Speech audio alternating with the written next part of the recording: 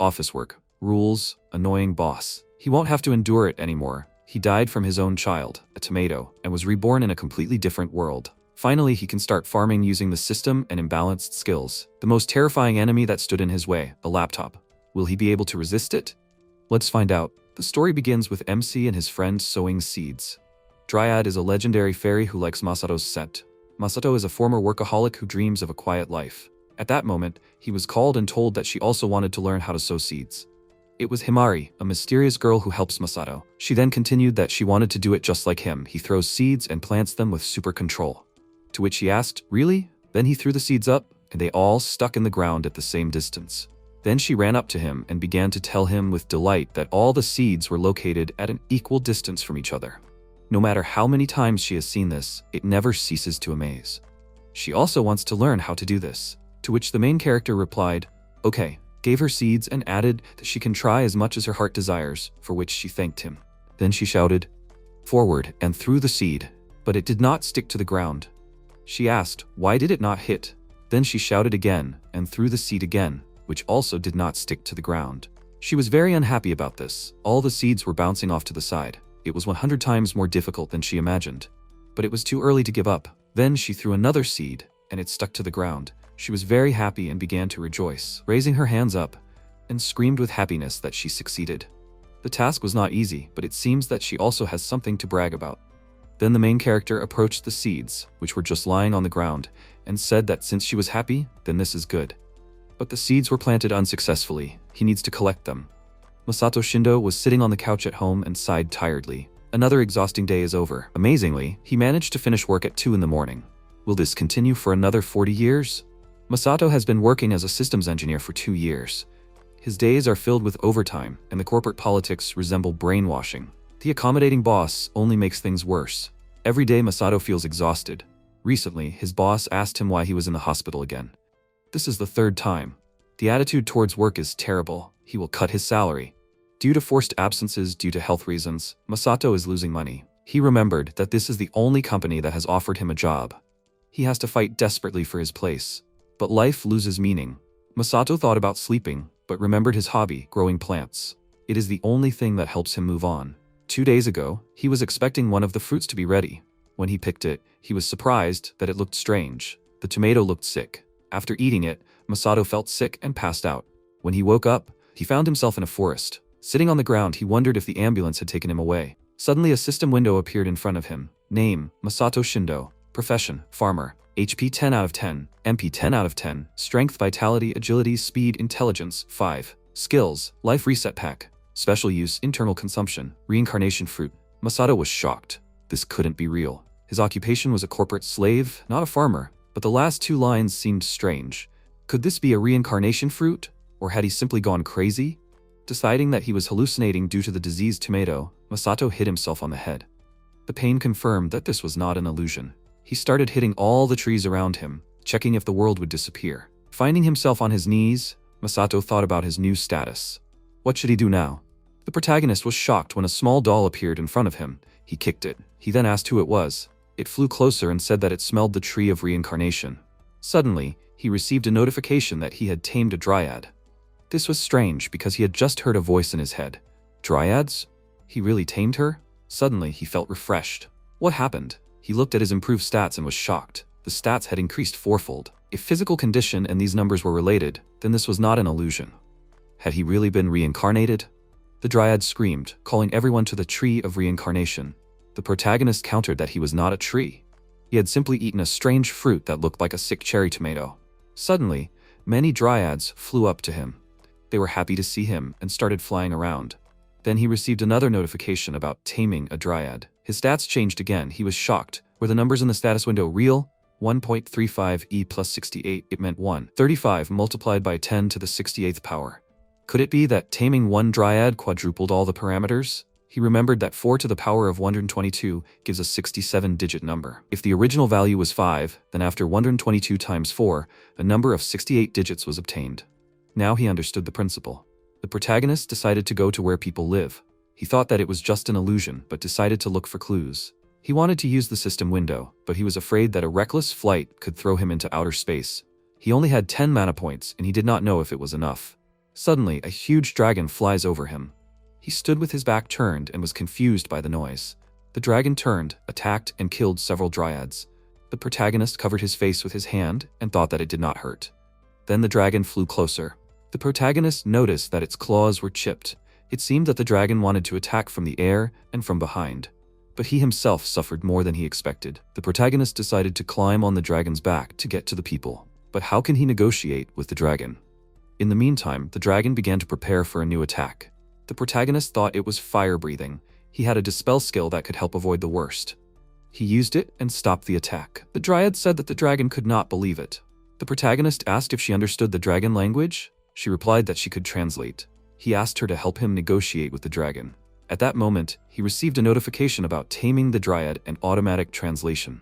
He wondered what this meant. The dragon began to say that he could not believe that the human had neutralized his attack. The dragon's words now sounded in a language he understood. The protagonist wondered if the dragon could understand him directly. He asked if the dragon could hear him. She's shocked. He speaks their language? The protagonist realized that translation worked both ways. He asked the dragon for help, to fly on it. The protagonist did not know how to negotiate, so he stated his request directly. He hoped that the dragon would listen.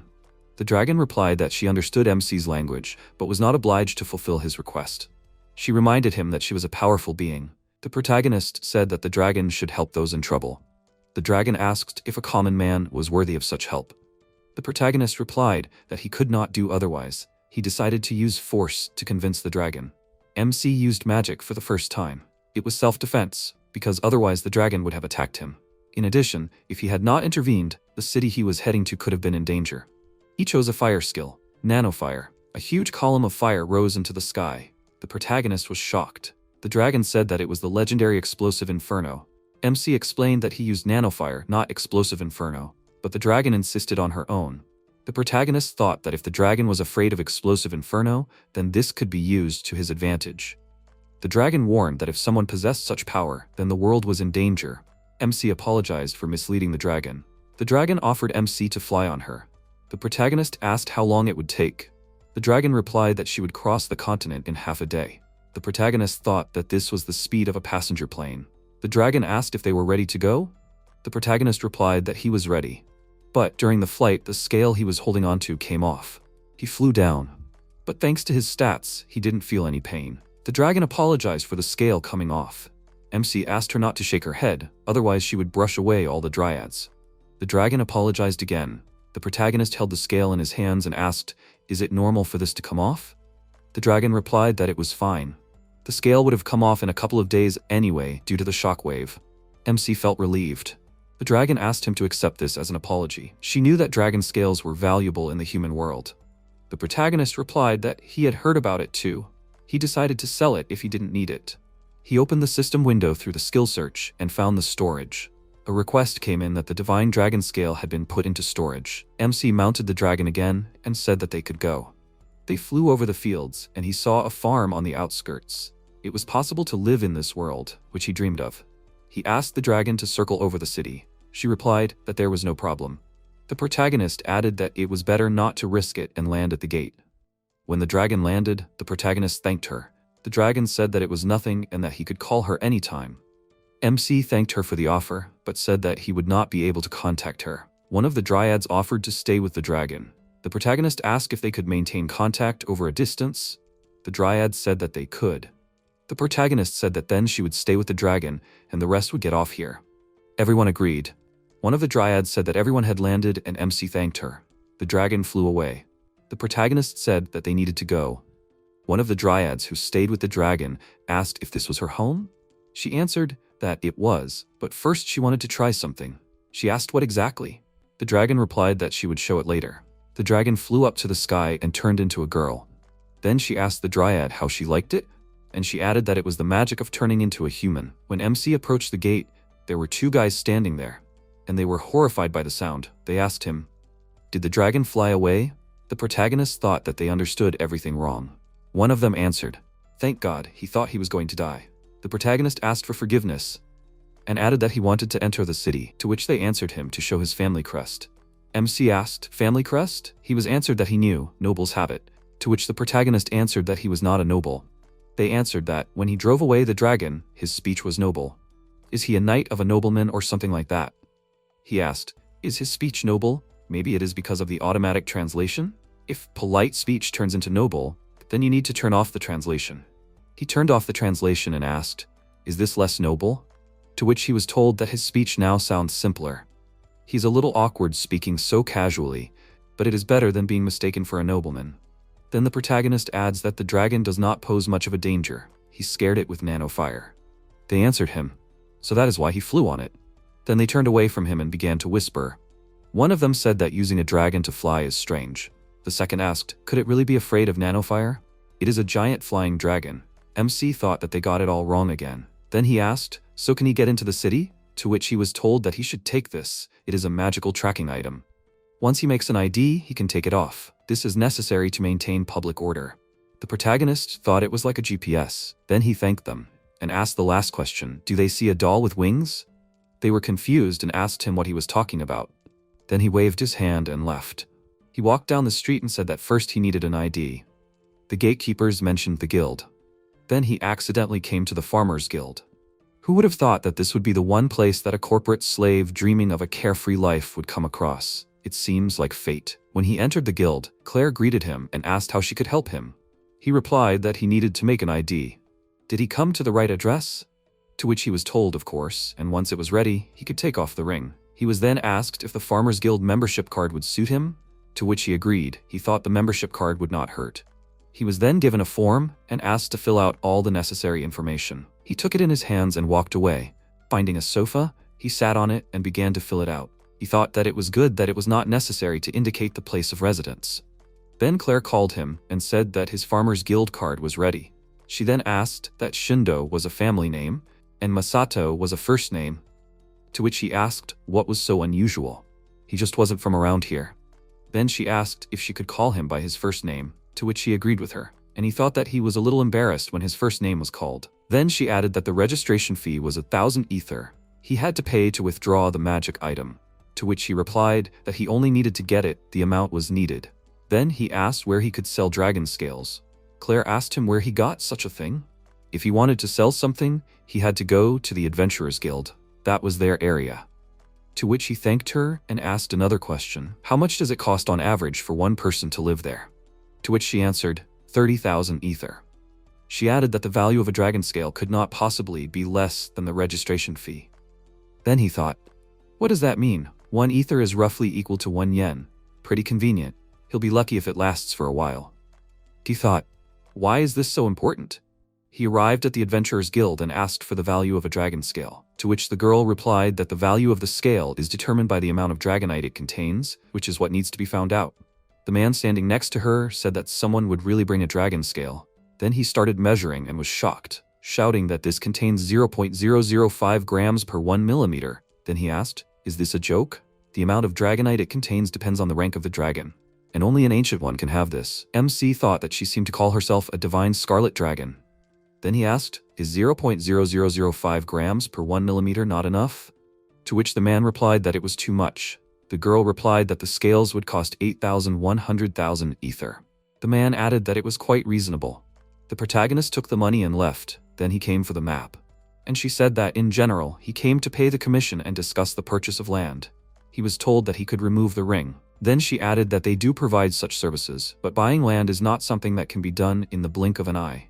Renting a 1-hectare plot of land will cost 54,000 ether per year, while buying the same plot will cost 900,000 ether. Usually, they start with renting. The protagonist thought that it was very tempting. If he chose to rent, he would have more space for planting. Then he said that then he would rent 1 hectare. Claire replied that now they need to decide on a plot. Then she took out a notebook with plots and put it on the table, and added that, given the season, she recommends choosing this one. To start, he will plant tomatoes and soybeans that he grew in elementary school. The girl gave him the seeds and said that this would be enough. Everything will cost 220,000 ether. Then she asked him anything else? To which MC answered no, and thanked her, paying. Then she asked him, he is a traveler, isn't he? It will be difficult for him to manage such a field alone. To which he replied that everything is fine, he has an assistant. While he was sorting everything out, including housing, it was already dark. He stood and looked out the window, thinking that he would start farming tomorrow. In just half a day, he was closer to the life he dreamed of so much. The next morning, he went out into the field and said that he had gone a bit far from the city, but this way it would be easier to call the dragon. The dragon shouted that she was here. He opened the system window and asked, will this help him see her? Enhanced vision. And suddenly a dragon appeared in front of him. She wished him good morning. He responded in kind. Then she asked what he activated invisibility for her with the help of a dryad. This magic is just incredible. She was able to fly here without anyone noticing. He replied that he was glad that everything worked out as it should, and asked if she would give him a lift. He opened a map and pointed at it with his finger and said, illumination. This is his plot.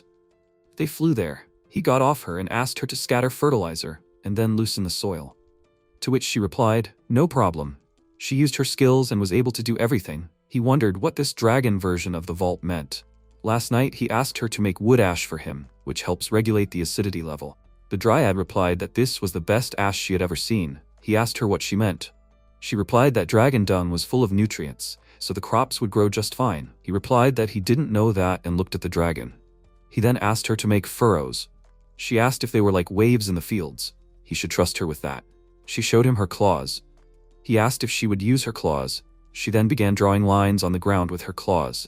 The protagonist looked at it in admiration and said that it was perfect. To think that even her huge body didn't stop her from doing such delicate work. She must have an extremely high dexterity stat. He was glad that he came to this world and met her. He then suggested that they take a break for a snack. She flew up to him and asked why they didn't introduce themselves. She didn't like it when people used her species name when addressing her. To which MC replied that, to be honest, he knew her name when he put her scales away in storage. She was a sky scarlet dragon, right? To which she covered herself with her wings in disgust, answered correctly, but she is embarrassed when they say that. She asked him to give her another nice name. Then he thought, what's the point of introducing yourself and then asking him to come up with another name? Then he said, okay. And how about Dora or Iman? To which she replied, no, she's a girl, so she wants something cute. He thought, what about a dragon girl?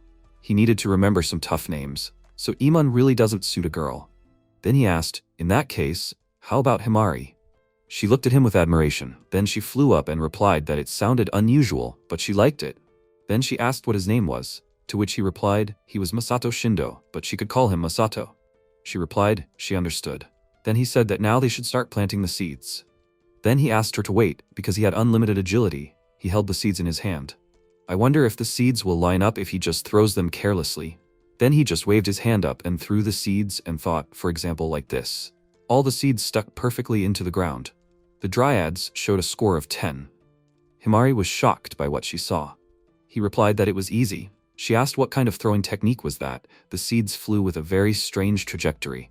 If you look closely, they all stuck into the ground about 2 centimeters from each other. How did he master such a mysterious skill?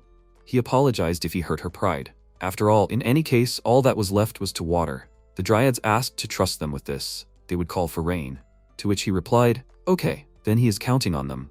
They called for clouds and rain began to fall on the crops. The protagonist said, such obvious clouds. It seems there was a skill that allowed one to analyze such mysterious phenomena. He began to search in the system window and found it. It said, blessed dryad rain cloud, a magical rain cloud that appears when a dryad prays. The rain it produces increases the stats of plants and food. A dryad can give preference to certain plants and food, causing them to flourish or destroying the ones they don't like. He then said in admiration that this was an incredible ability. He then thanked them. He told Himari that she could return home. She replied that he could call her if he needed anything. She flapped her wings and flew away. It seemed that all that was left was to wait for the crops to ripen. Farming was going well, and overall he liked life here. In this world, he could live at his own pace. There was only one thing that bothered him. He lay on his bed and thought that he wanted to eat Japanese food. Anything would do. In the grocery stores of this world there is no soy sauce, no vinegar, no miso or mirin, not even rice. If he had soybeans, he could make soy sauce and miso, but if he had to make do with what he had on hand, he jumped out of bed and said, yes. This dish should turn out. The protagonist fought a wild boar in the mountains and successfully brought it down. Then Himari flew up to him. He asked if she hadn't advised him to gather vegetables on this mountain, to which she replied that she had thought that Masato would have no problem handling wild boars and other creatures. She didn't think it was worth mentioning. He had come to this mountain to gather ingredients for chawanmushi, a spicy egg custard. Eggs were no problem, they could be bought at the store, but vegetables and mushrooms had to be found in the mountains. That's why he asked her to give him a lift. Then, he asked that the wild boar meat could be cooked, right? He turned his head back and was shocked by what he saw, that there really couldn't be a mistake. These were mitsuba and hiratake mushrooms. Mitsuba is Japanese wild parsley. Edible wild greens are used in chawanmushi. Hiratake is popular with mushroom lovers for its chicken-like texture. He said it was a good start. Nari called him and asked him to come to her. She found some delicious mushrooms. He was very surprised and asked what kind. He went to her and saw a fly agaric, a poisonous mushroom, contains a large number of toxins such as ibotenic acid and mucimol. He was too shocked and put his hand to his head, saying that the fly agaric is a well-known poisonous mushroom. To which she replied that he should not worry, because there would be no problem with its survivability. This one has a much richer taste. It does contain poisonous substances, one of which is ibotenic acid. Its umami is said to be 10 times stronger than the usual umami component glutamic acid. Some connoisseurs bite off a piece to savor the taste and then spit it out. He thought that if it wasn't poisonous, it was the best food. He then said that he would go ahead and pick some. Himari said that was a good idea. The dryad then said that she had found something too. When he saw it, he was very shocked. It was yuzu. Yuzu is a Japanese lemon, a citrus fruit known for its refreshing aroma. He thought that it was a great topping for chawanmushi. He then said that they had everything they needed now. He added that he thought they could go back. To which Himari said that she agreed with him. They flew back, and she asked him if he was going to make something out of all of this, right? She wanted to try it too, to which he said, no problem. They flew over the village and everyone was shocked by what they saw. They were scared of the dragon again. She then gave him a ride home. He put on an apron, and then said, let's get started. He has wild boar meat, already processed, hiratake mushrooms, and fly agaric. Dressing made with skill, eggs bought at the store, yuzu and mitsuba. First, you need to break the eggs and prepare 3 times more broth. Then he used magic, advanced alchemy. To do this, mix the one created with the cheat skill with water. Now combine the eggs and dashi broth. And to give the dish a nice texture, you need to burst the air bubbles with a spoon. Then you need to put the meat and mushrooms in a bowl, and pour 8 out of 10 an egg mixture. Since there is no steamer in this world, he will replace it with a simple frying pan. He poured water into it and put the bowls in it, and then put it on the fire. But there is no aluminum foil here, so he uses barrier magic instead. After 10 minutes, remove from heat and tilt the chawan. If the contents do not boil over, then the dish is ready. At the end, add mitsuba and attach a slice of yuzu to the edge of the bowl. Chawanmushi is ready. Then he went outside and shouted that he was done. Himari flew up to him and said that everything was ready. Then he asked how she would eat. It would be difficult for such a huge dragon. Then she asked him for a minute. And she turned from a dragon into a girl. He was very shocked. She asked him, well, how did he like her? Then she added that this was the magic of turning into a human. He asked her that even such a thing was possible. She said that now they could eat together. He held the tray in his hands and went to the table. They sat down at the table and wished each other a bon appetit. Himari began to eat, but suddenly the main character shouted for her to stop. And then he added that before trying it, she should squeeze the yuzu because it will taste even better. After they did that, they started tasting it and said at the same time that it was very tasty. MC said that the mitsuba had a nice crunch, and the texture of the hitarake was just amazing. Himari was very surprised by this taste, and said that it was very tender.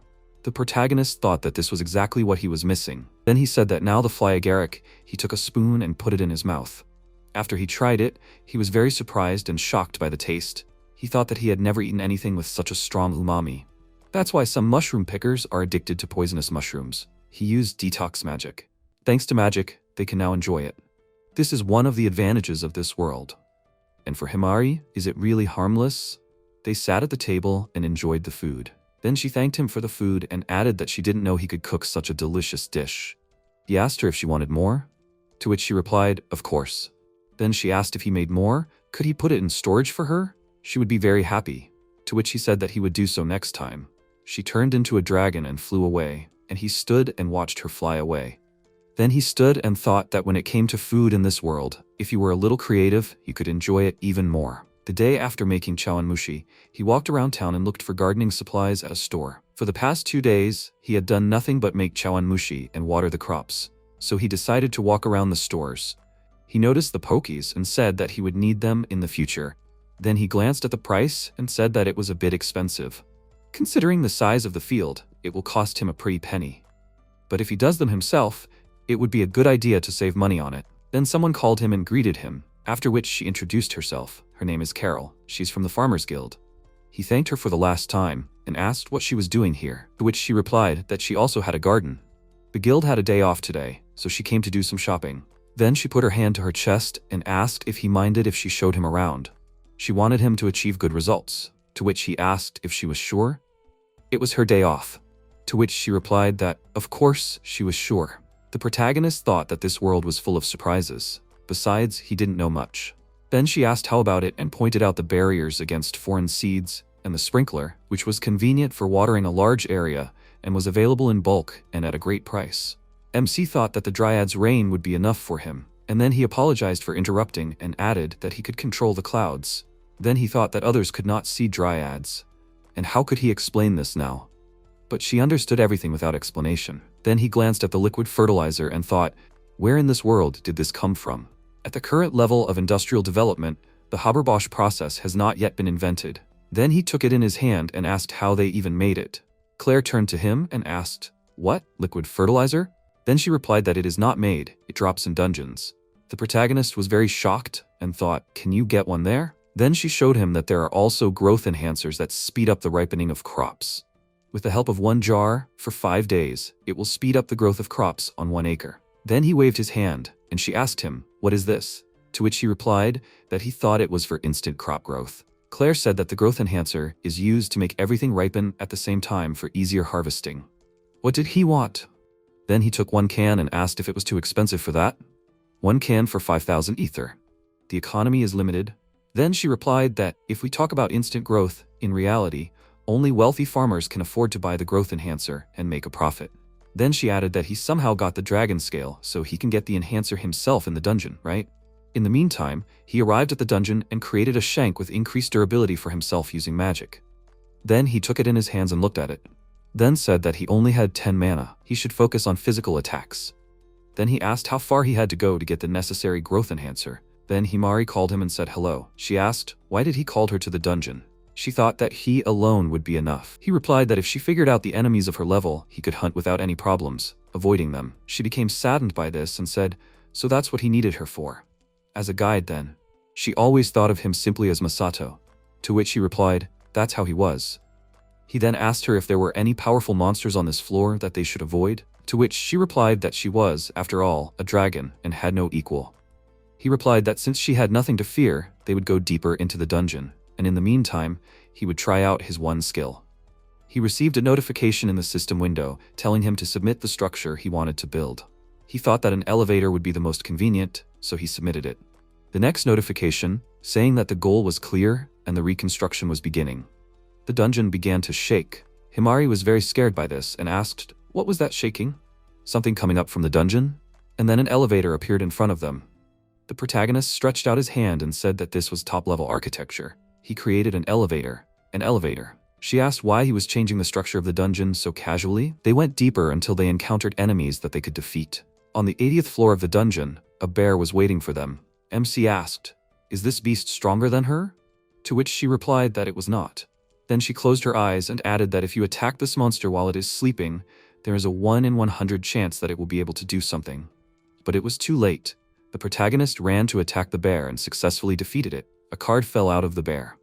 Himari asked that the monster's falling down as if mown down. Is this his doing? He turned to her and held the card in his hands, then replied that he was simply using their weaknesses. Then he glanced at the card. The Wyvern Transportation card allows you to summon multiple wyverns for transportation with a fairly large storage space, which will be 50 times faster than normal transportation, which is why it is in demand among distributors. The protagonist asked what the card dropped from the bear. Himari replied that the same monsters dropped the same items. If this is not what he is looking for, then he needs to switch to others. Then he saw another monster, and said that she is talking about others, for example, this crocodile? She stood there in confusion, and he ran to attack this crocodile and was able to defeat it again. Himari shouted that she said it was too early. He received the perfect vinyl house, a small one. It is only 4 square meters, but you can create an ideal environment for any plant in it. Nothing else, including mold, can grow there. He held it in his hands and was very surprised, then said that the vinyl house where you can grow anything. Himari was very surprised and asked if it was possible to grow alkadake in it. The protagonist replied that, judging by the name, it is some kind of mushroom, right? Alkadake is the raw material for the cure for white mage disease. White mage disease can only be cured with a special potion. It is one of 5 fatal diseases. Himari replied that her mother suffers from this. She has about 300 years to live. She almost gave up hope, but if she grows alchidaic mushrooms, she can save her mother. To which MC answered correctly, and he will try to grow it as soon as possible. Only for this, he needs to find a growth enhancer. Then he asked her if she has spores for these mushrooms. Himari replied that is everywhere, it is just difficult to grow. He asked, botulism bacteria, right? Although it is widespread, just 1 gram of botulism bacteria contains about 1,000 doses that are lethal to humans. It is the deadliest poison on Earth. They continued to explore the dungeons, and on their way, they encountered a monster in the form of a chest. The protagonist was also able to defeat it with ease. From it, he received a dubbing card with which he can copy any item obtained in the dungeon. Himari said that the monster he defeated not long ago should be the last one on this floor. Masato asked, what does it mean that the growth enhancer is not here? If they want to get it, they will have to go deeper. They entered the elevator, and the protagonist pressed the 81st floor. They have no choice but to go up to more dangerous floors. On the 81st floor of the dungeon, a snake was waiting for them. The protagonist went on the attack and again easily defeated the monster. He got the growth enhancer. When he saw this, he was very happy and shouted, did he really get it? He took it in his hands and they began to look at it together. MC shouted that he did not believe his eyes. Himari asked in surprise, is this really what they need? Growth enhancer. Accelerates growth for 3 months. The acceleration period can be adjusted by dilution. The interval is 4 days. The protagonist replied that this is even better than what he saw on the bench. Thanks to this, the harvest in the field can be collected at once. Himari, pointing her finger at the ceiling, shouted that there is something up there. It was a glass lizard. He asked her what abilities it had. She replied that it can form growths on its body and throw glass shards with an explosive emission. Therefore, it is very dangerous. He replied that then, he should attack first. Then he thought that a blade cannot cut glass. Will he be able to defeat it? Then he thought that he simply has no other choice and rushed to attack the lizard. And surprisingly, he was able to defeat it with 1 blow. When he landed after the jump, he replied that he somehow managed it. She said that it was as expected of him, and the sharpness of the blade had nothing to do with it. He asked her what she was proud of. From this lizard, he received an instant Cinderella gloss. Crystal slippers, turning its owner into a beautiful lady for life. If a man puts this on, he will also become not a handsome man but a beauty. So you have to be careful. He held it in his hands and said that it was a useless thing. Then he suggested that they go home. Himari asked if he really did not want to continue, to which he replied that he did not strive to become a real adventurer. When they went outside, he said goodbye to her. She told him to call her whenever he would use that vinyl house. When he arrived back in town, he passed by the Adventurers Guild and thought that he should sell those shoes before returning to the field. How good it was that he could sell unnecessary items. When he approached the worker, she told him that it was he who had brought the dragon scale the other day. Then, closing her eyes, she replied that she felt that something incredible would happen. She would not be surprised if it was even the legendary Cinderella's instant gloss. She took it in her hand and said that she would appreciate it in the other room. Entering the room, closing the door behind her, screams were heard. Then she ran out to him and began to scream that this was a copy of the highest quality Cinderella's instant gloss. This item is capable of affecting the relations between the high nobles and the royal family. Then she asked where he got it from, to which he replied, on the 81st floor. She asked him the same question again, where did he get it? He answered again, on the 81st floor. Then she brought a lie detector and started checking. Then she answered, which means he is really telling the truth, that he got it on the 81st floor. He asked her why she thought he was lying. Then her assistant ran out and shouted, on the 81st floor? Then he approached him and asked, wasn't it he who brought the items from the depths of the dungeon? Some time ago, a report was received that an unknown structure appeared in the dungeon. He asked him if he knew anything about it. The protagonist asked, what does he mean by an elevator? Then he added that moving between floors was problematic, so he did it. The workers stood there perplexed. Then they answered him that there was nothing unusual in his motives, but what he was doing was simply incomprehensible. The protagonist asked, is this bad? If so, he will remove it. Then one of the guild workers told him that he would rather have it available to everyone. Then he asked what about the annual royalty fee of 3,000 ether? To which the MC replied that he was fine with it, but it was a lot of money. Then he asked if they were sure. Then he asked another question, if he could ask them to transfer the royalty fee and the payment for the shoes through the Farmers Guild, to which he was told of course. Then he walked out of the guild and said that things had turned out unexpectedly, but there were more funds, so he went shopping. Then he decided to look at his current stats. And then a system window appeared in front of him, with his best stats. After looking at it, he said that even though he chose to live an ordinary life, his stats were still going up. His mana points had gone up so much. Thanks to this, he no longer had to worry about running out of magic power. He could use it to get to his field. When he came to his field, he asked how to distribute the growth enhancer evenly, to which the dryad replied that they would distribute everything evenly, he just needed to pour it into the cloud. The protagonist was confused and asked where. Then he looked at the cloud, which had a hole for pouring. He thanked the dryads for this. Then he thought, where did the hole in the clouds come from? After he poured the growth enhancer into the clouds, then it began to spray immediately. The crop grew amazingly quickly. The protagonist looked at it beyond comprehension. Then he said that they were growing like a fast-forward video. But the crop began to tilt to the ground due to its great growth. Then he used gravity control magic, and said that he couldn't put the pokes now. He began to walk between the crops and was surprised. After all, the tomatoes were almost completely ripe. You can harvest soybeans and edamame right now.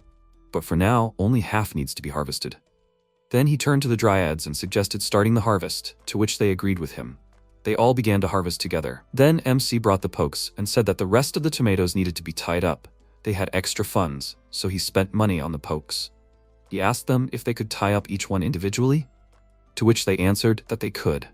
He took the can of growth enhancer in his hands and began to look at it, then said that the interval for using growth was 4 days. This means that they will continue in 4 days, and said goodbye to the dryads. And so, after 4 days, they finished harvesting tomatoes and soybeans. He opened the system window to see how much he had harvested. It said that there were 29 tons of tomatoes, 892 kilograms of edamame, 984 kilograms of soybeans. Then he took a tomato in his hand and said that since he had such an opportunity, he needed to find out more about it.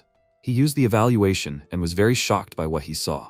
Longevity tomatoes contain a large amount of a unique anti-aging component, ultra and lycopene. Eating 100 grams a week will completely prevent aging.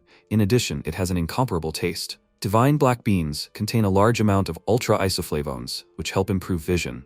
Eating more than 100 grams a week will improve vision by 2 times and help master the telescope skill. In addition, it has an incomparable taste. The main character was very shocked by this. MC stared at the tomato for a long time and decided to try it. It was delicious. He couldn't stop. Just like the rating said, the taste was amazing. He decided that if he put them in storage, they would stay fresh. The protagonist kept some for himself and sold the rest to the guild. The warehouse of the Farmers Guild. Carol was surprised and said that the harvest was rich. The protagonist answered, 29 tons of tomatoes and 2 tons of beans. Carol asked Masato, he was a newbie, right? And yet he grew so many vegetables in just 2 weeks?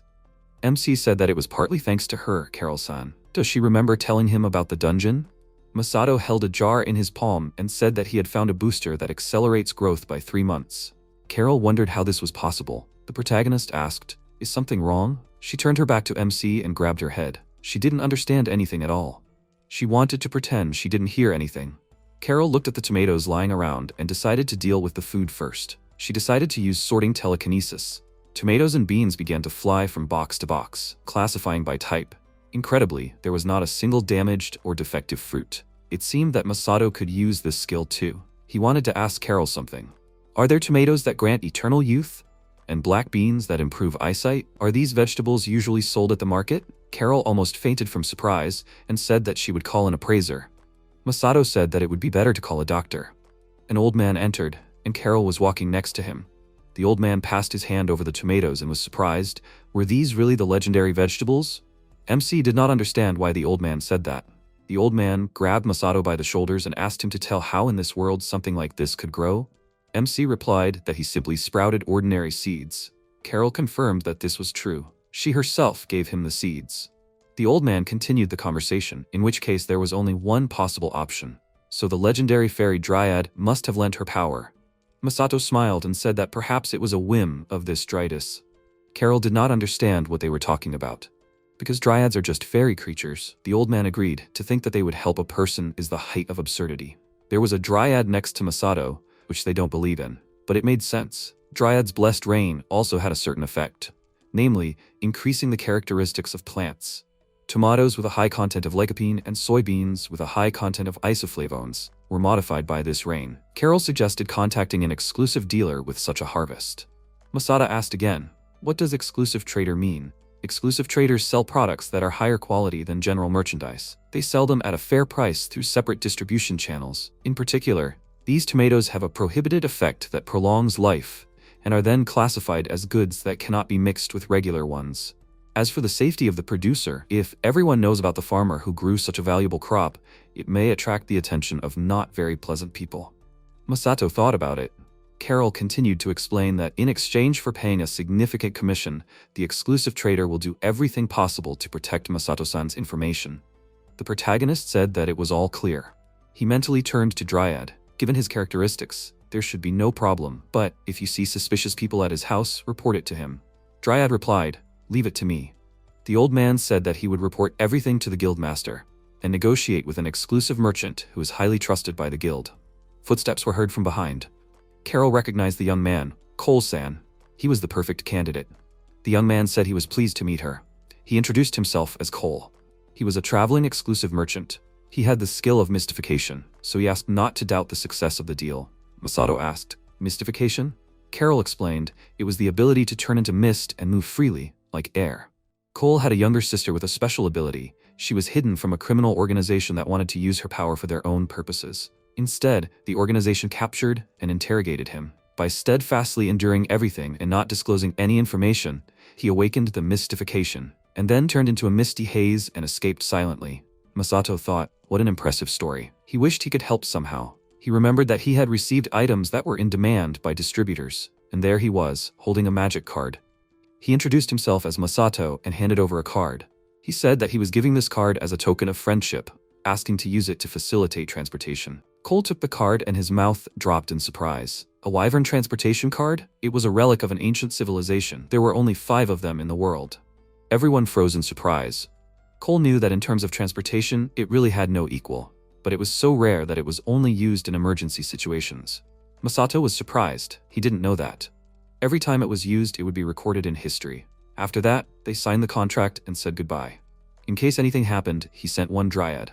The profit would be divided like this: 75% to the manufacturer, 20% to Cole, 5% to the guild.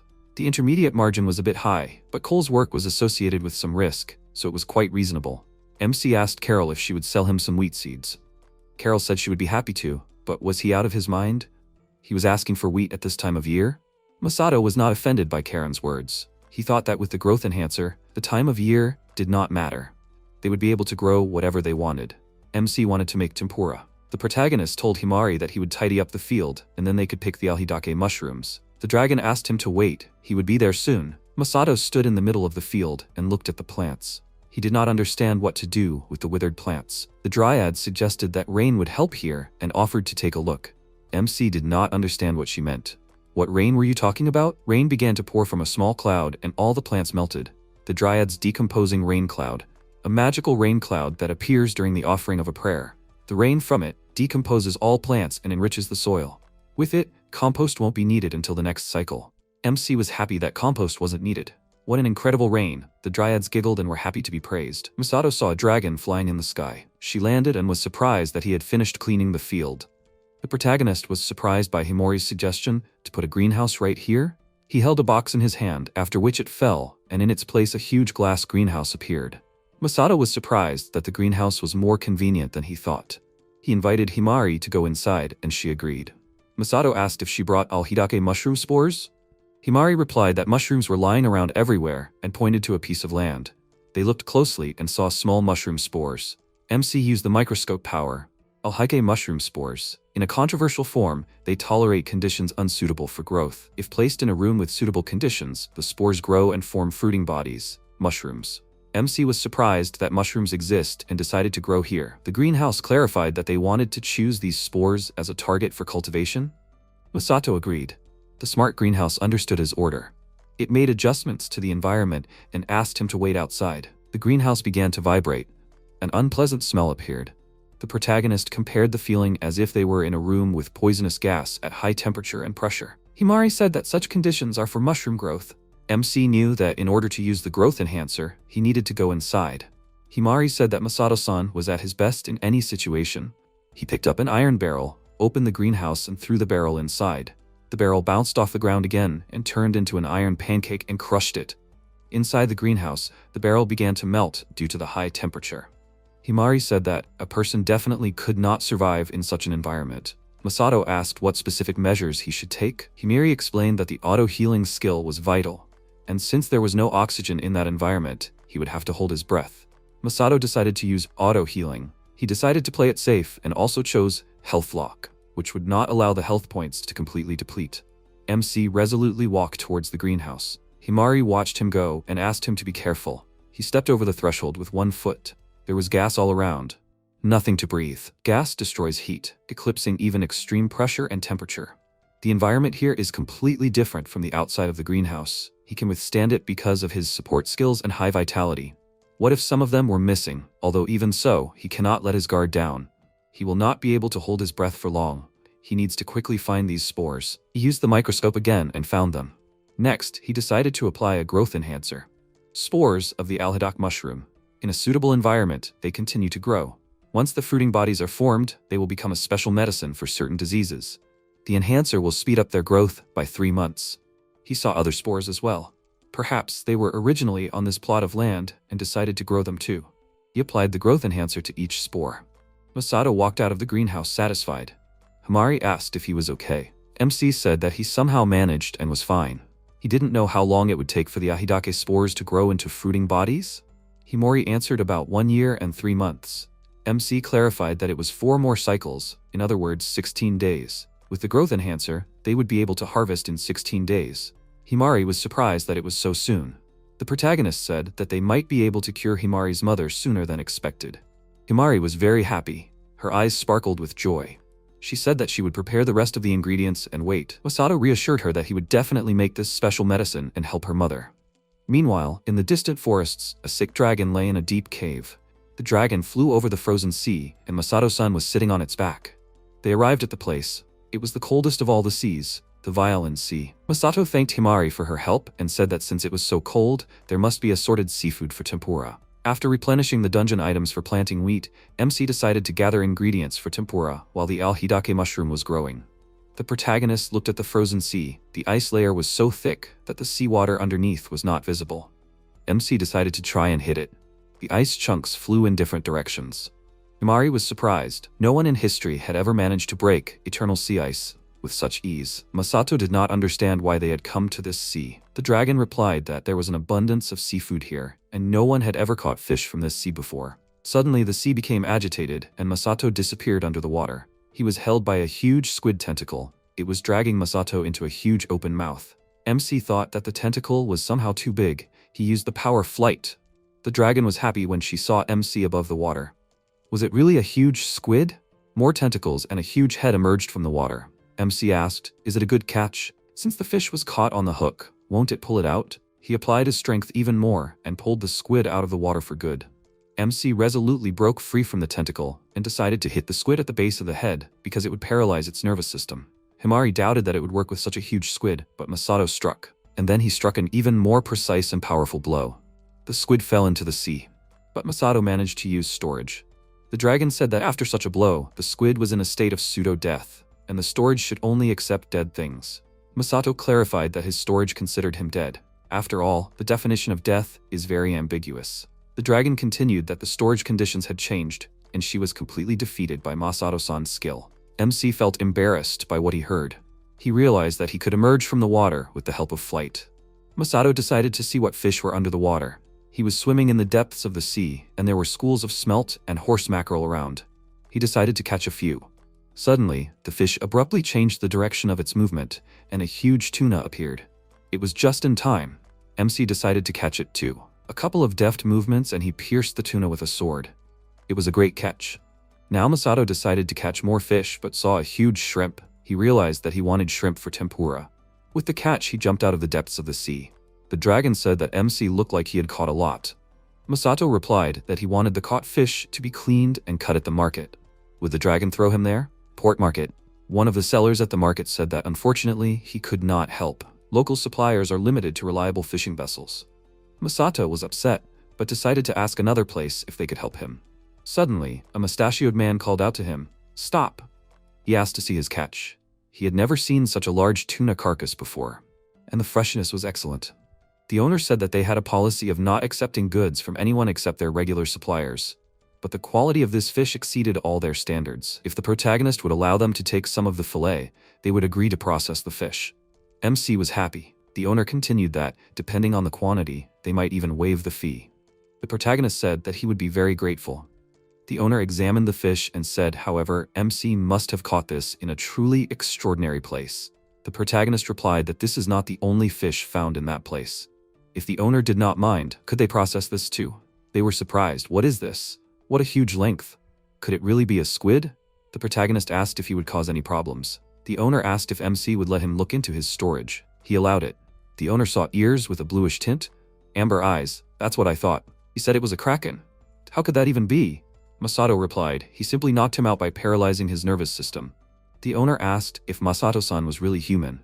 The protagonist was surprised. What kind of reaction was that? Himari answered him, it was because it was a legendary squid monster. Masato thought, is that so? The dragon said that maybe for Masato-san it was just a big squid, but an ordinary person would never be able to handle it with his bare hands. The protagonist suggested that if the pocket was too big to cut, then they could stop there. He didn't have time to finish his sentence. The owner interrupted him and said that it was no problem. The owner's assistant asked to let them do it. After all, the kraken is a real delicacy. They deftly set to work. After a while, everything was ready. The owner said, well, that's it. Smelt and horse mackerel will be free. The protagonist thanked them. They also thanked him very much. MC turned to Himari and said that he had one more thing left to do. He asked to take him to the nearest sea. She agreed. They flew over the sea, and he said that it would be great here. She understood and asked why they were here. He thought about it, but did not answer. He stretched out his hand forward and used the advanced alchemy skill. The dragon looked at him and thought, even if it was Masato-san, but what was he up to this time? She saw and was surprised that he was evaporating salt. He confirmed her guess. Himari was surprised that he used alchemy just to save on salt. The protagonist replied that he didn't feel safe with the money he had, so what else could he do? Dryad. They said it wasn't a skill to be used so casually. The protagonist countered, no matter how necessary the ingredients were. Speaking of ingredients, he had another request for Himari. She asked what it was this time. He replied that he needed to gather hops. He wanted to do something else. As a reward for the best cheats, the fisherman completely processed the kraken. After a while, Himari flew to Masato-san and said that she had brought what he asked for. She handed him the hops. The protagonist thanked her. Himari asked him what he would do with it. Since it was Masato-san, something out of the ordinary again, right? He confirmed her words and said that she was not mistaken. What he plans to make is soy sauce, wheat flour, and of course beer. He bought yeast from the bakery, and now he has most of the ingredients on hand. She asked, judging by his expression, it will be something delicious? I knew it. He will make something, right? I can't wait to try it. The protagonist told her to calm down. He hasn't finished preparations yet. He is missing only one thing. He took out a dubbing card.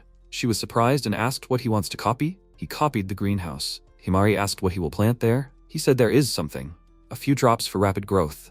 He was afraid that he added too much. She asked him what it was. He said it was an ingredient for a dressing called soy sauce. Himari was surprised and asked how it will turn into a dressing. He said that for that, one more thing needs to be prepared. The protagonist asked if they could fly to the city for a while. They came to the store. The saleswoman greeted them and said welcome. She asked what product they came for today. The protagonist said that he didn't need a product, but a vacant lot. She said that she would be happy to help. The saleswoman handed over a catalog and offered to look at it. Himari asked if the wasteland was a preparation for making dressing. He confirmed that it was. Now that he had everything he needed, the next step would be to build a factory. He would finally be able to use his top-level architecture skill again. The protagonist said that he had chosen a plot of land and showed her the one he wanted. The saleswoman understood and said that it would cost 3.2 million ether. She said that he could take it on credit and asked if he had a guarantor. He could also leave the item as collateral. Well, he thought that he didn't have that much money on hand and said that he would take it on credit. As for the collateral, he took out a card and asked if this would work. The saleswoman said that it would work, of course. She took the card in her hands. She was very surprised. It was a wyvern transportation card. She said that there were only 5 of them in the world. She asked if he was sure he wanted to use this card as collateral to buy a plot of land. The protagonist said that it was the only thing that would work as collateral. The clerk said that she didn't expect it to be something so valuable. Himari had a face that said that she had become so used to Masato-san's absurdities that she wasn't even surprised anymore. The protagonist looked at her and wondered why Himari looked so proud of herself. Masato-san and Himari walked out of the store and heard the clerk yelling that she didn't know where to even store it. The dragon teleported them to the vacant lot they bought. The protagonist said that it would be perfect here. Himari asked how exactly he was going to make this dressing. He stretched out his hand and began to use the high-level architecture skill. He needed to imagine the layout of the factory. The first floor would be used to dry and clean the wheat. The second would grind the wheat into flour. The third floor would be used to make soy sauce. And on the fourth floor, he wanted to sell beer. It's a good thing he looked into food production when he was a graduate, looking for a job. He still remembers the equipment and processes involved. The protagonist was setting up the factory, and Himari was watching the process. She thought that, although it seemed like something amazing was happening, she had become so used to Masato-san's antics that nothing would surprise her anymore. But she was wrong, and this time she was really surprised. She saw a huge structure and asked what it was. The protagonist said that each floor was built with care. With this, the preparations were complete. He said that they would start working here after the wheat harvest, which he thought would be in 2 days. He asked if she could come to the field guild again by then. He said that he wanted to show her how the process would progress. Himari happily agreed. Masato-san and Himari went to the greenhouse with the alhidake mushrooms. He said that this was the 3rd time he had used the growth enhancer. Himari saw and was happy that the mushroom had already grown so much. The protagonist said that the mushroom had grown so much that it was visible to the naked eye. Himari mentally turned to her mother and asked her to wait a little longer. After the greenhouses, he went to check the wheat. The protagonist took out a jar and asked the dryad if it was possible to mix a growth enhancer with the rain. The dryad happily confirmed that it was possible. They added a growth enhancer to the cloud, and the dryad watered the wheat from this cloud. The wheat immediately grew. The protagonist was happy. Amazingly, it seems that the wheat is already ready for harvest. Just in case, I should take a look at the rating. The information window said that the wheat has a super low glycemic index. It has an extremely low GI. Carbohydrates from this wheat can be absorbed without insulin, which significantly reduces the jump in blood sugar levels. Diabetics can eat it without fear. And the wheat also has an incomparable taste. The protagonist thought that the quality of the food was incredible. Even the taste was just an additional note. Himari noted that it was all thanks to Dryad-san. The protagonist thanked her for helping them harvest the crop and said that they could now go to the factory. She was happy and said that they would finally be able to use that mysterious mechanism. They came to the first floor of the drying and cleaning area. Himari asked if they just poured the wheat in there. Masato-san confirmed and said that the mechanism would automatically dry and clean it. Himari froze with a surprised look on her face for some reason. He asked if she was okay. Then he said that everything was ready and now the wheat needed to be harvested. The numbers on the board showed that there were 7.3 tons of wheat in the storage facility. The protagonist was very happy because there shouldn't have been even 5 tons from a hectare. Himari thanked Dryad again and said that it was all thanks to her. He said that it was more than enough and suggested that they start processing. The Dryad said that they would load the ingredients into the machines on each floor. Himari asked if they would just wait for the machines to do everything automatically. The protagonist confirmed that they were. She decided to check with him. After all, they were making food, right? Masato-san said that he would explain it to her again. Each floor was responsible for different processes. The beer-making equipment on the 4th floor included a fermentation tank and a filtration system. Moromi is a starter for fermenting soy sauce and sake. The equipment on the 3rd floor included a Moromi tank and a compressor. The drying equipment on the 1st floor included an automated mechanism for drying and cleaning. Himari asked if this wasn't an excessive scale of production. How could cooking lead to revolutionary equipment? He asked her if she meant that she would enjoy doing this kind of thing. It would be better not to pour over the process, but to wait for the end result. Because from now on, the food will be incredibly delicious. After a while, MC said, "It seems that the preparations for shoyukoji are beyond the top." Himari asked, "Is it ready yet?" Protagonist said no, it needs another year to mature. However, he found a skill that could solve this problem. Himari stood there in confusion. How so? MC used the time manipulation skill. She looked at it in amazement, and then she asked, "Wait, but the sauce turned black. Doesn't that mean it's gone bad?" He replied, "That's exactly what soy sauce should look like after it's been steeping." She understood everything and said that it was still strange to use time manipulation for such a purpose. Time manipulation stops all movement for a certain period of time. It's not something you can use to rewind years of time. He was surprised and said that judging by the look of it, he somehow managed to rewind time a whole year ahead. She was very surprised by his answer. MC said that she shouldn't be so surprised. Then she asked if he could do that. Then why did he need a growth enhancer? He replied that she was right, but their actions were different. The growth enhancer accelerates the growth rate of the plant. Time manipulation only accelerates time, causing the plant to wither. She saw and asked, "Is he transferring some to another tank?" He said that there was another step, namashi raw soy sauce. The product obtained at the pressing stage after maturation, unboiled soy sauce acquires a special taste. Although the current version is also good, so he will leave a little. The last step is boiling. So they made soy sauce. Himari was happy and wanted to eat the finished product. But the protagonist stopped her and said that she was in a hurry again. She was unhappy with this. He said that there was still a little left. Besides, he had some things to do in the fresh air. They went outside. He stretched out his hand forward and used the skill, Advanced Alchemy. MC created bottles using the skill. Himari asked, "Why so many bottles?" He replied that they would pour what was produced on the 4th floor into them. The protagonist used time manipulation on the fermentation tank. The result was young beer. He then reduced the temperature and reapplied the time control. Then he filtered and bottled the resulting product. Himari said that she had never seen such a drink before. MC said that the drink was delicious and asked him to be patient a little longer. Then he went and collected flour on the 2nd floor. Then he came back and apologized for the wait. Himari replied that it was okay and asked him to get to work on the kitchen. The protagonist put on an apron and saw that Himari had done the same. He asked her why she had changed her clothes. She replied that she wanted to see the secret of Masato-san's first-class cuisine up close. Himari and Masato-san began to prepare delicious snacks for the drink. The first thing they did was make a batter from eggs, cold water, and flour. Next, they dipped smelt, horse mackerel, tuna, shrimp, kraken, and purchased sweet potatoes in the batter. They heated up the oil for frying. They splashed some batter into the oil with their hands. It should look like pretty flowers. Then, the protagonist said that they needed to boil it all. Since they had cut a lot of sashimi, they could put as much on the plate as they could eat. And the final touch, he took out a spirit medium. This is a product that can be sprayed on food so that spirits can eat with humans. This product is needed so that Dryad can eat with them. MC happily said that the food is ready. Himari said that it was amazing. She had never seen such food before. He wished her bon appetit. They all started eating together. The protagonist was very surprised and said that it was very tasty. This sashimi surpasses all others that he had ever tried. Himari said that the dressing is salty and sweet and very tasty, and it also goes well with sliced raw fish. Moldy koji infusion is the best. Masato-san said it was called soy sauce, and asked her not to call things whatever she wanted. He said he wanted to try kraken tempura. It seemed pretty good to him. Both sashimi and tempura were delicious. Himari summed it up. She had tried some very sophisticated dishes today. She had never dreamed of such a thing before. He replied that they hadn't tried anything yet. She was surprised. What else? He took a bottle of beer and said, finally, how he had been waiting for this. He poured the beer into mugs. Himari saw that it was foaming and said that she had never seen such a drink before. Masato-san said that it was beer, a type of alcoholic beverage. Eating edamame and washing it down with beer is even tastier. She carefully took a sip of beer. Her eyes almost fell out of surprise.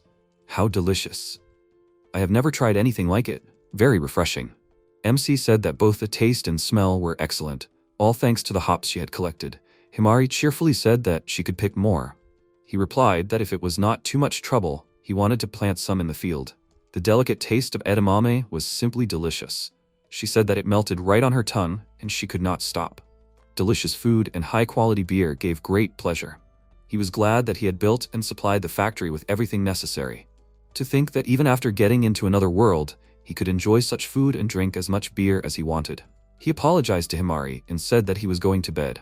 She saw how spectacularly Masato-san fell onto the bed. He lay on the bed and thought about how wonderful his life was. It seemed unthinkable when he was a corporate employee, but now it was pure bliss. In the morning, he woke up and stretched. He had a wonderful rest. Thanks to the high vitamin content, there was no hangover. And even if his head hurt, he could use the healing skill. How convenient this other world is. Then he remembered that he was not alone. Wait, where's Himari? The dryad reported that Himari left last night. She tried to wake him up last night, but she couldn't. She was surprised that he slept so soundly. Himari saw how many dirty dishes there were after dinner. She thanked the sleeping protagonist for the treat and said that she would clean up herself. She used the cleaning skill. She cleaned up and said that she would go and gather more hops. The dryad finished by saying that Himari left. The protagonist thought, is that so? Himari worked all this time without even sleeping. Maybe it's not a problem for her because she's a dragon? But if she was so enthusiastic about the beer, Himari must have found it truly delicious. Maybe beer and soy sauce would be treated better in this world than he thought. He decided to try selling them to the guild along with the harvest. He went to the Farmers Guild. As soon as he entered, Carol immediately recognized him and said that they needed to talk about something. He was very surprised by this and could not say anything. Then he went to the counter, scratched the back of his head and asked Carol-san in confusion what exactly she wanted to talk to him about. She took him to another room and showed him a pile of money. She said that it was from the Adventurers Guild. The recipient was Himari-san, saying that they found a buyer for the instant gloss of Cinderella. The final price was 27.4 million ether. He could not believe his ears and asked her again, "Did she say 27.4 million?" Carol screamed that she had never seen so much money in her life. What kind of thing did he sell? He hesitated and said instant gloss of Cinderella, which he thought was probably in demand by the royal family and nobles. He didn't want to give out personal information, so he asked the Adventurers Guild to pass everything through the Farmers Guild. He found it burdensome to deal with nobles with all their rules and restrictions. He was sure that she would keep the confidentiality. She now understood how such a sum of money ended up here, and was a little surprised. But she was glad that the protagonist trusted the guild. Then he told her that he had come to sell his produce. Carol was surprised. Was the harvest already ripe for harvesting? She suggested going to the warehouse and said that she would call an appraiser. After a while, the appraiser came. He looked at the harvest and tasted it. The appraiser said that it was wheat that even a diabetic could eat. He added that he had never seen anything like it. The appraiser asked the seller if she was sure that she had sold him ordinary seeds. She got angry and asked why he was asking her that. Do they even have such special seeds? The appraiser said that they don't. Dryads must really exist. The only explanation for all this is that they continue to share their power with Masato-san. She asked the appraiser, will they have to sell everything through exclusive merchants again, right? For nobles with diabetes, this is a revolutionary product. The appraiser confirmed and said that such goods will have to be watched with both eyes until Cole returns. The protagonist interrupted their conversation and said that he had something for Cole. He took out cards and said that he had given him one before, but he wanted Cole to use it without restrictions. The appraiser and the merchant stood there in amazement. Carol couldn't believe her eyes and asked, "Are these the 9 legendary Wyvern transportation cards?" The appraiser said to put it in the vault. Lock it in the most secure vault of the guild. The protagonist was surprised and asked if they knew that you can get as many cards as you want in the dungeon. There was no answer.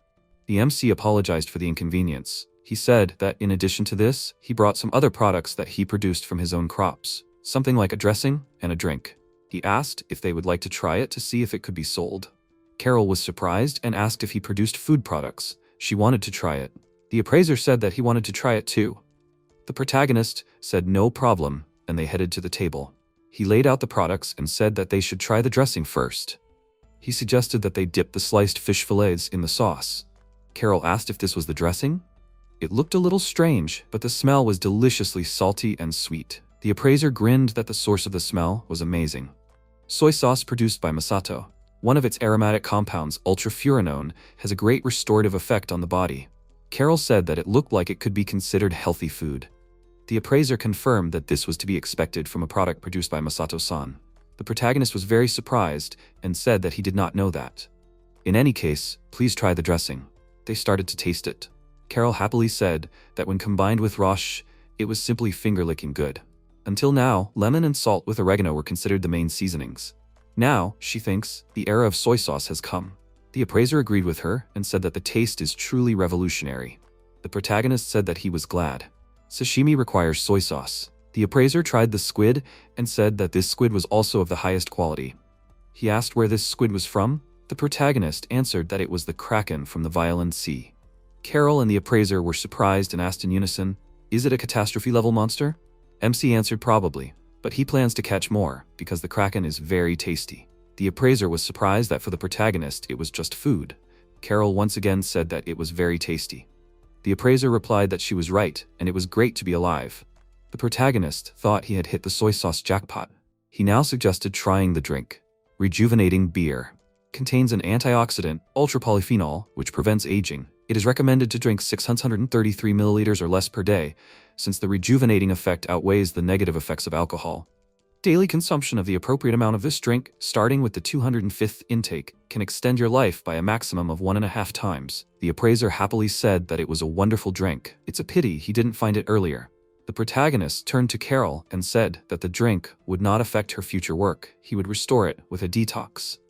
She thanked him for this. Carol and the appraiser began to taste the beer. The appraiser said that it felt very pleasant on the tongue. "What kind of drink is this? I have never tried anything like it." Carol cheerfully said that it was very easy to drink. It is rare to find such refreshing, cool drinks. The protagonist realized that there are no refrigerators in this world. Carol thanked him for the treat. "It looks like a drink from a first-class restaurant." How lucky she was to taste it. The appraiser laughed and said that being an appraiser has its perks. The protagonist said that he was glad to hear it. Carl asked him. He said that his sauce is a dressing, but how did he make it? MC hesitated a little and said that the beer and soy sauce were fragmented using microorganisms. The appraiser was surprised. Microorganisms? The protagonist discovered a new species? MC objected. Not at all. Kerr was surprised that he understood biology so well and asked if Masato-san had any shortcomings at all. The protagonist became embarrassed and said that they were exaggerating. Carol asked if it was okay that he had revealed this trade secret to them. He told her that everything was fine.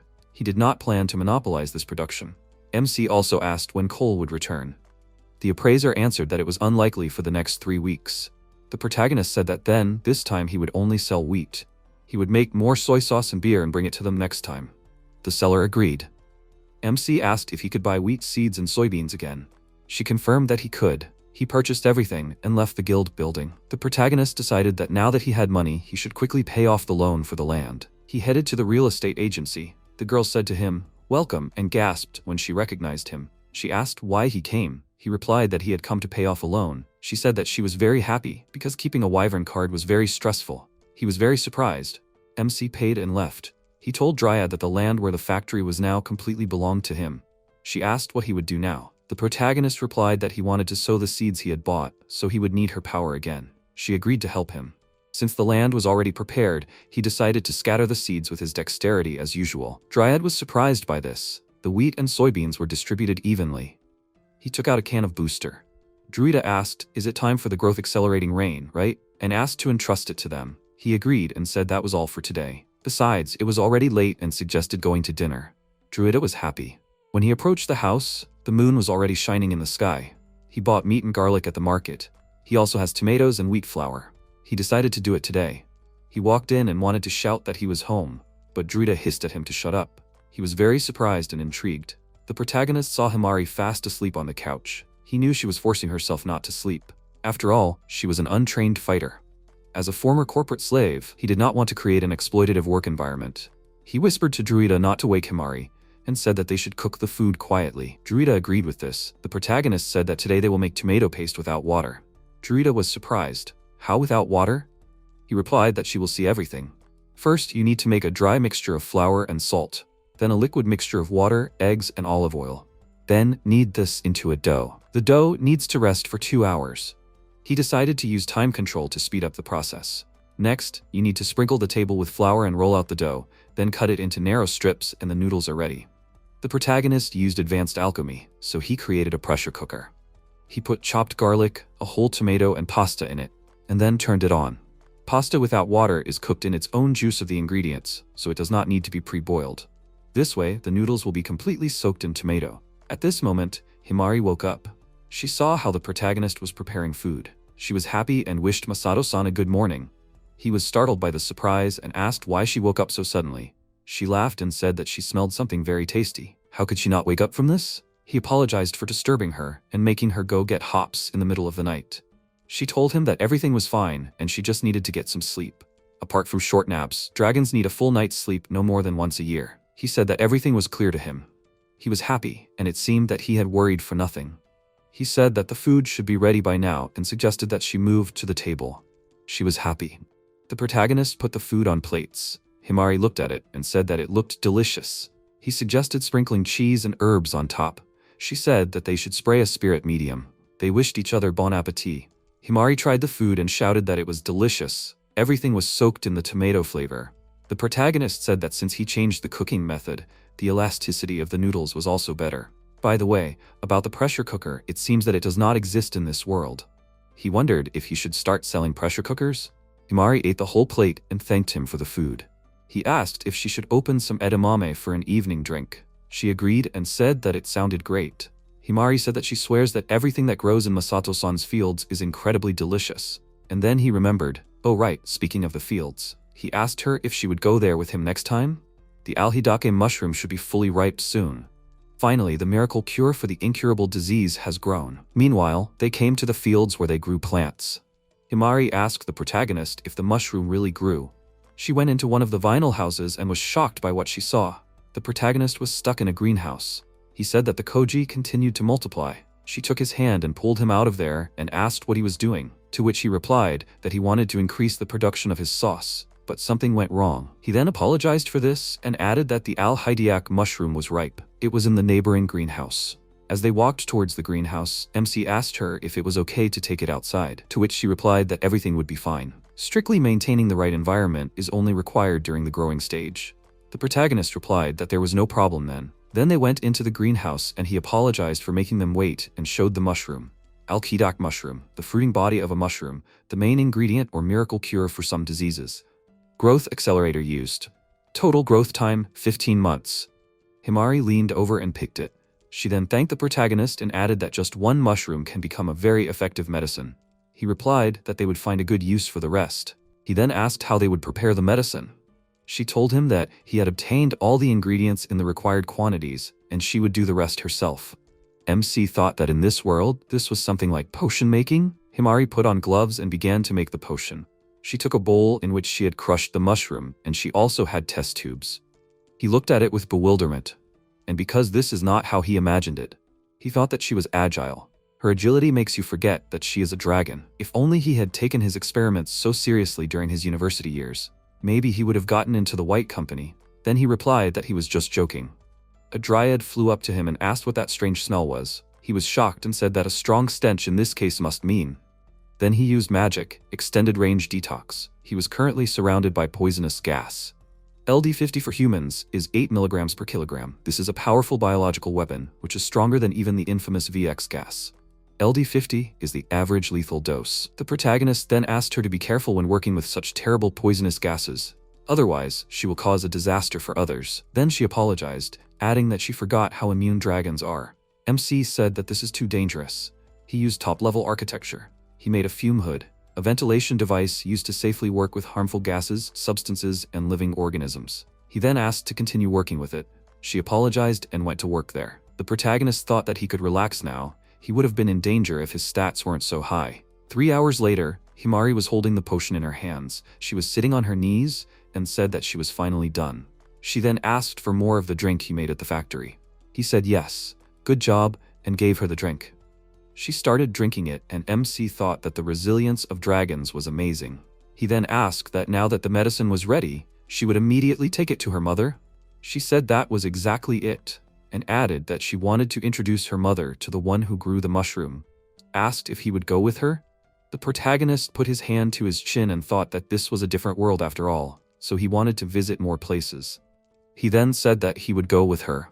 She thanked him. They flew to a mountain, and MC asked her if this was the mountain where her mother lived. Thanks to its vitality, it does not feel the cold. Then he added that he would have been lost long ago if he were walking alone. Then he saw a fir tree and was very scared. The tree shimmers with all the colors of the rainbow. Playful Momi fir glows with all the colors of the rainbow when it senses food at a distance of more than 1,000 meters. These are artificial plants created based on the genome of an ancient dragon. Due to its reproductive capacity, which is higher than that of an ordinary Momi fir, its habitat expands every year. Then the main character asked, "Is the ancient dragon by any chance her mother?" She answered that it is. It is her mother. Then she went up to the fir and touched it, adding that this modified species was an unsuccessful attempt to create a substitute for the alkidase mushroom. Her mother conducted many experiments. Then she pointed out that other failed samples can be seen there. There are some very interesting side species. Then MC thought that her mother did not wait in vain for her time to come. Then she called him, and he realized that they had reached the cave. Her mother was inside. The protagonist was shocked by what he saw. He saw a girl lying on the bed and thought, "Is this her mother?" Then her mother asked, "Is her daughter back?" Himari walked up to her and took her hand. She replied that it was, since they hadn't seen each other for a long time.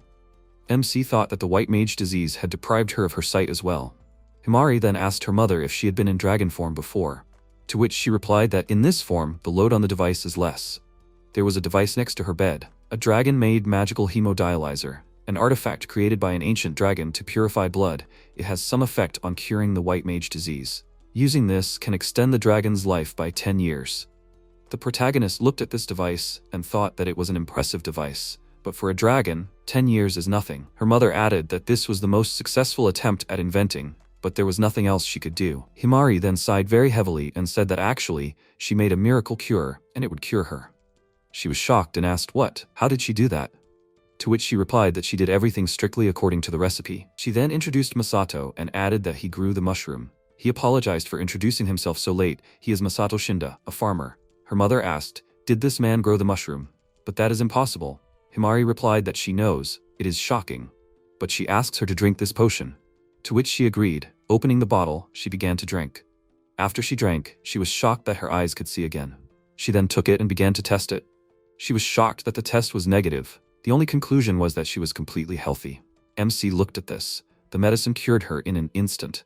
He then glanced at the tests and thought, isn't this the same thing they used to inject adrenaline into muscles during anaphylaxis? Himari hugged her mother tightly and said that she was very happy. Her mother apologized for making her worry. Her mother then said that she wanted to thank him and apologize for doubting him. He saved her life. To which he replied, you're welcome. She then added that now that her vision has returned, she understands that he tamed the dryads, but for someone to do that, she can't imagine the extent of his powers because he successfully grew the mushroom. She then asked Himari how she met such a person, to which she couldn't answer anything and she was confused. MC said that many things happened to him. Then he got lost in the forest and accidentally met her. She carried him to the city, and that's how they became friends. Himari confirmed his words and added that they weren't enemies from the beginning. The protagonist was confused. Her mother replied that she understood everything, and thanks to their chance meeting, her life was saved. Then she asked, is he saying that he is a farmer?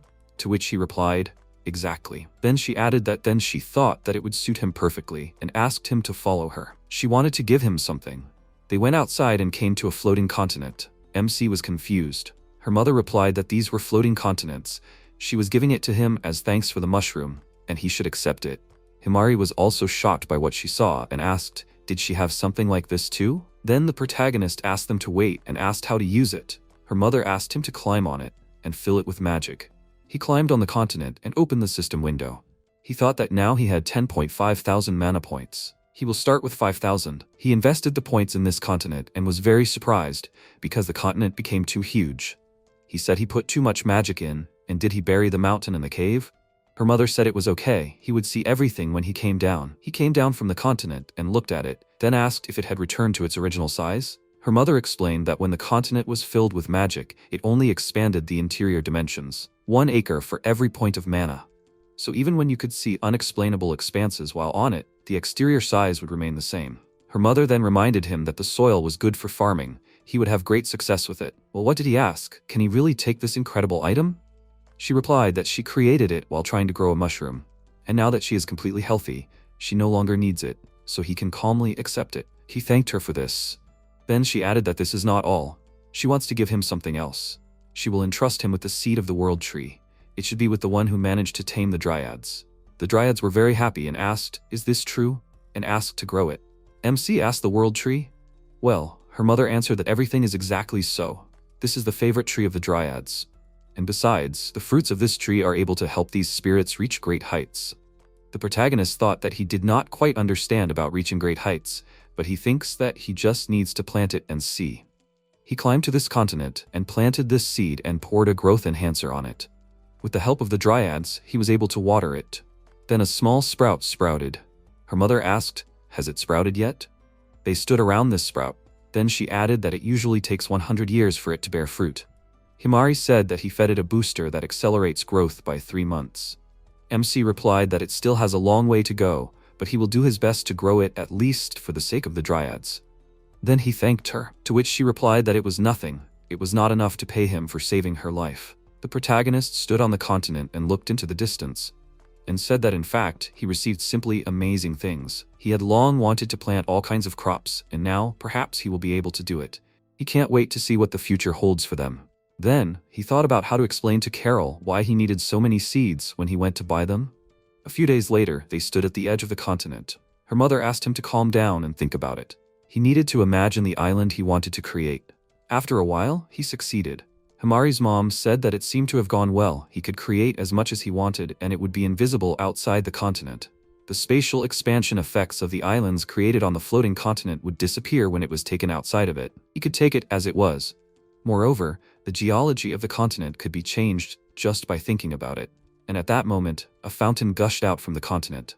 Himari was too surprised and asked, was a black liquid gushed out from the island? Was it a sinkhole? MC replied that it was fine. He was just thinking about an oil field. Himari asked, an oil field? But why? Then, bottles of oil started flying around the island. He used advanced alchemy. Himari held one bottle in her hands and looked at it, then asked, did the liquid become a transparent container? The protagonist answered that it was called a plastic bottle. Mom said that she would never have thought that the first thing he would do on the continent would be these containers. He never ceases to amaze. Himari answered that she was not surprised at all. He asked, what was this reaction again? Then he added that he would make some more while they were here. Himari said, okay, but why is that necessary? He created a factory on the 3rd floor for soy sauce, on the 4th floor for beer. He used time manipulation magic. Then he said that the preparations were complete. All that was left was, and then he interrupted Himari, saying that all that was left was to pour everything into containers. MC held a bottle in his hands and replied, that's right, it would be easier to deliver the goods that way. He had to use the soil of the islands where the oil fields dried up to mass-produce glass bottles. If he had taken the soil from a vacant lot in the city, Himari said that a big hole would have caused a fuss. Then she stood and watched the whole process. How the bottles spun on the conveyor, then filled with liquid. After that, she said goodbye to him and said that she would go home and go to bed, and asked him not to make a mistake. The protagonist also said goodbye to her and asked if he had ever been wrong. He opened the system window to see how many bottles he had accumulated. It said 10,555 bottles of soy sauce and 102,870 bottles of beer. He said that he would sell 10,000 bottles of soy sauce and 100,000 bottles of beer. It would probably be more convenient to deliver everything using a wyvern card. After some time, he arrived at the Farmers Guild. He gave the card to Coral. She told him that she understood what he meant, even the precious card he was giving. She thanked him. MC replied that there was no need to call an appraiser. All this was gas and alcohol that she had tried the other day. Then she asked him what kind of bottles these were. She had never seen anything like this. Our protagonist took one of the bottles in his hands and said that this was called plastic. She also took one bottle in her hands, started to knead it, and then said that it was soft and bendable. MC added that because it was soft, it wouldn't break even if it fell. Cole was surprised and added that it was very convenient. She then said that she could only sell it through Cole. She would put the card in storage until he returned. He then took the notebook with the goods and said that they were now planning to plant 7 hectares of oats, 3 hectares of soybeans. She was very surprised and said that this was too much, and wasn't his field only 1 hectare? She would be surprised if he didn't know that. He then replied that in fact, an acquaintance gave him a special piece of land. She asked him if he was given land. He then began to explain that this mobile land was called the floating continent, which could be expanded by pouring magical power into it. The Earth is expanding in another dimension, so no matter how it expands, the area visible from the outside remains the same. So there is no need to worry about it blocking the sunlight. The biology is the same as on normal land, and you can do agriculture on it, and that is why the land is currently 50 hectares. Then she replied that she understood everything because he always explains things so clearly. He asked her if everything was okay, to which she replied that this meant he had more land. Was there anything else he wanted to buy? To which he replied that he wanted to take carrots, potatoes, onions, burdock root, and taro, 8 hectares each. She was very surprised and replied, okay. After that, he canceled the lease and asked for a refund. He had 4.5 million ether in land reimbursement. The seeds cost 7.5 million ether. The remainder was 3,000 ether.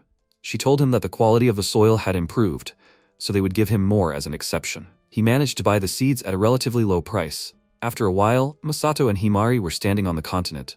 Himari told him that she brought the wood ash he asked for. The dryads told him that they had also done their best. He thanked them. He realized that they were helping a lot. Himari turned into a dragon and flew to scatter fertilizer. The protagonist began to scatter the seeds, and the dryads made it rain. After a while, they had everything ready. MC stood aside and put his hand to his chin and thought that everything was ready. But the growth enhancer they were using now would not cover the required area. He needed a more powerful enhancer. They would have to go deeper into the dungeon. They arrived at the dungeon. MC created a penetration blade with physical attack radiation for himself. He asked the dryads what they thought if they did this. By the way, what happened to Himari? She got out of the elevator and replied that she was fine. They were on the 90th floor. The choice of floor was just crazy. The protagonist thought that he actually wanted to start from the 160th floor. Then he replied that he didn't see any problems.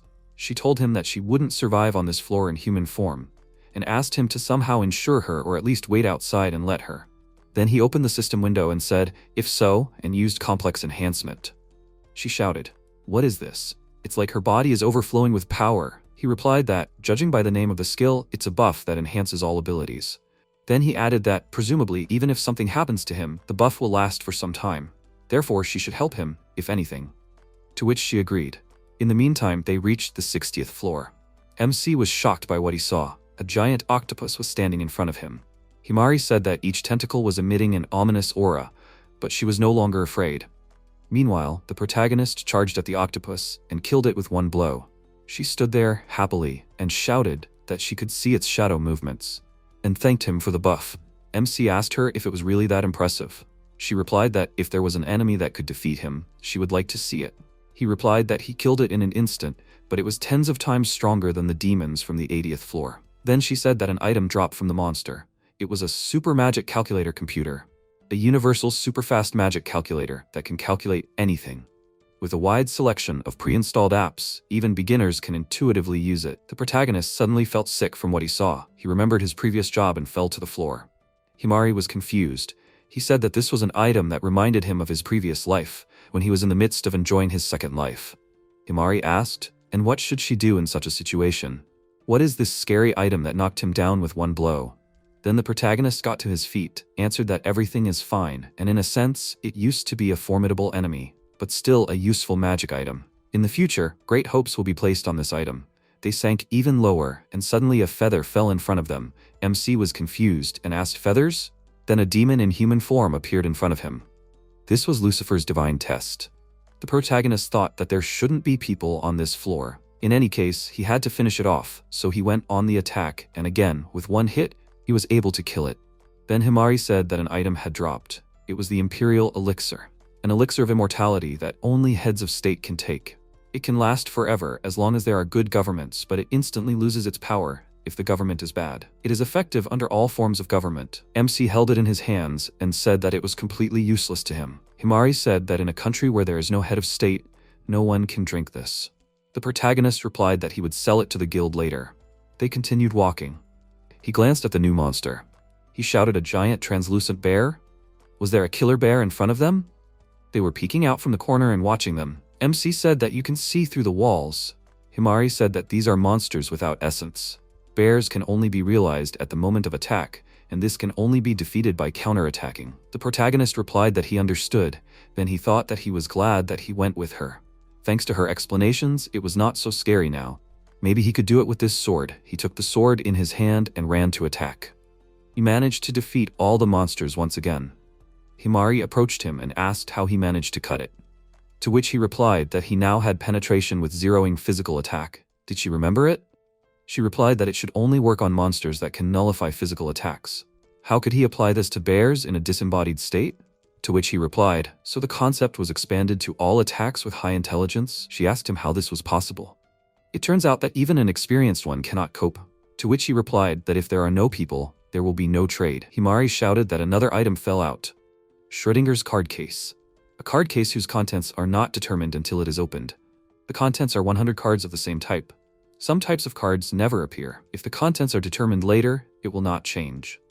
In front of them was a list of likely cards to appear. MC glanced at the top card and said that the Wyvern card helps with transportation, and the duplication card can copy items. Now he can duplicate amplifiers instead of hunting for them in the dungeon. She asked, "Isn't that inconvenient?" Then she added that whether he gets the right card depends on luck. Even if he manages to draw 5 cards, will he get the right card? The protagonist thoughtfully put his hand to his chin, answered, "So that's the thing. Perhaps this problem can be solved with skills?" He used the skill, random number adjustment. Himari asked, "What?" She can't believe her eyes. MC walked over to the card case and began to use random number adjustment magic. Many different cards surrounded him, so you can choose the one you want from all the possible options. Dub card. Then he held the card with his hands pressed and replied that he knew it. It's a great skill. Himari held the card in her hand and shouted, "Oh my, it's just a coincidence. He's like always, nothing new." The protagonist replied that they need to move on to the Wyvern transportation card. He held a whole set of Wyvern cards in his hands. The protagonist said that if it was a coincidence, the chance of drawing it was 0.05%. Himari said that she was almost sure that it was a skill effect. MC added that he would choose the rest as dub cards. She told him that now it would be possible to increase the number of powerful amplifiers obtained, only they haven't found the key amplifier yet. The protagonist replied that he hoped that it would drop on the next floor. They went down to the 161st floor of the dungeon. There was a new monster. It was a huge dragon, the incarnation of the heavenly dragon. Himari turned into a dragon and said that all dragons in this world are good. MC said that if it were just a dragon, he would hesitate. He is glad that this enemy is something else. He ran at it and thought that he would kill it without regret. He managed to defeat the monster with the first blow again. An item fell out of this monster. The protagonist saw the outline of the item and shouted, "Finally!" Growth Enhancer 1A10 Lint. It accelerates the growth of plants in an area of 1 acre for 10 years. The acceleration period can be adjusted by dilution. No interval is required. MC held the can in his hands and said that the acceleration period is long, but the area of action is too small. Himari said that the field has become quite large after all. The protagonist understood what this means. No interval is required. This can be used until victory. She said that it is the best when growing the world tree. At that moment, a huge dragon paw was flying at them from behind their backs. They managed to dodge this attack at the last moment. The dragon hit the ground with such force that the rocks flew in different directions. MC did not understand what it was. When they turned to the dragon, in front of them was the incarnation of the heavenly dragon. The protagonist thought that it was a more powerful dragon. He took his sword in his hand and went to attack it, and he successfully managed to defeat it with the first blow. Then he received the item. He looked at it and said, "Really? Growth Enhancer accelerates plant growth for 1 year on an area of 400 hectares. The acceleration period can be adjusted by dilution. The interval is 7 days for an undiluted solution." MC took it in his hand and shouted, "That's it. Since it covers an area 8 times larger than the floating continent and accelerates plant growth for 1 year, then he will be able to collect even more vegetables." With these 2 enhancers, Himari complimented his words. They will grow an excellent harvest and a world tree. Then he suggested going back to the surface. She asked him why not hunt some more. He replied that he had dubbing cards. They went outside and said goodbye. The protagonist opened the system window and looked at his stats. They were too high. He asked a dryad to summon rain. She said she would. Some dryads were near the world tree sprout and said they would make it really big. MC thought, how big could the world tree grow? He made a field with a diameter of 5 meters. Wouldn't it swallow the world tree? He thought he should ask Himari's mom. In the meantime, he went to Himari's mom and asked her, how big would the world tree grow? She replied that if we talk about the place where it will take root, the diameter should be between 30 and 36 meters. But that's still a long way off. He replied that he found a strong growth enhancer. She asked if he thought he could make it bear fruit by the end of the day. She was confused. Then, he went back to his place and addressed the dryads, saying that he wanted the entire sky above the floating continent to be covered with rain clouds over the entire continent and spray the enhancer. Then he asked if they could bypass the world tree for now, to which they replied that everything would be done.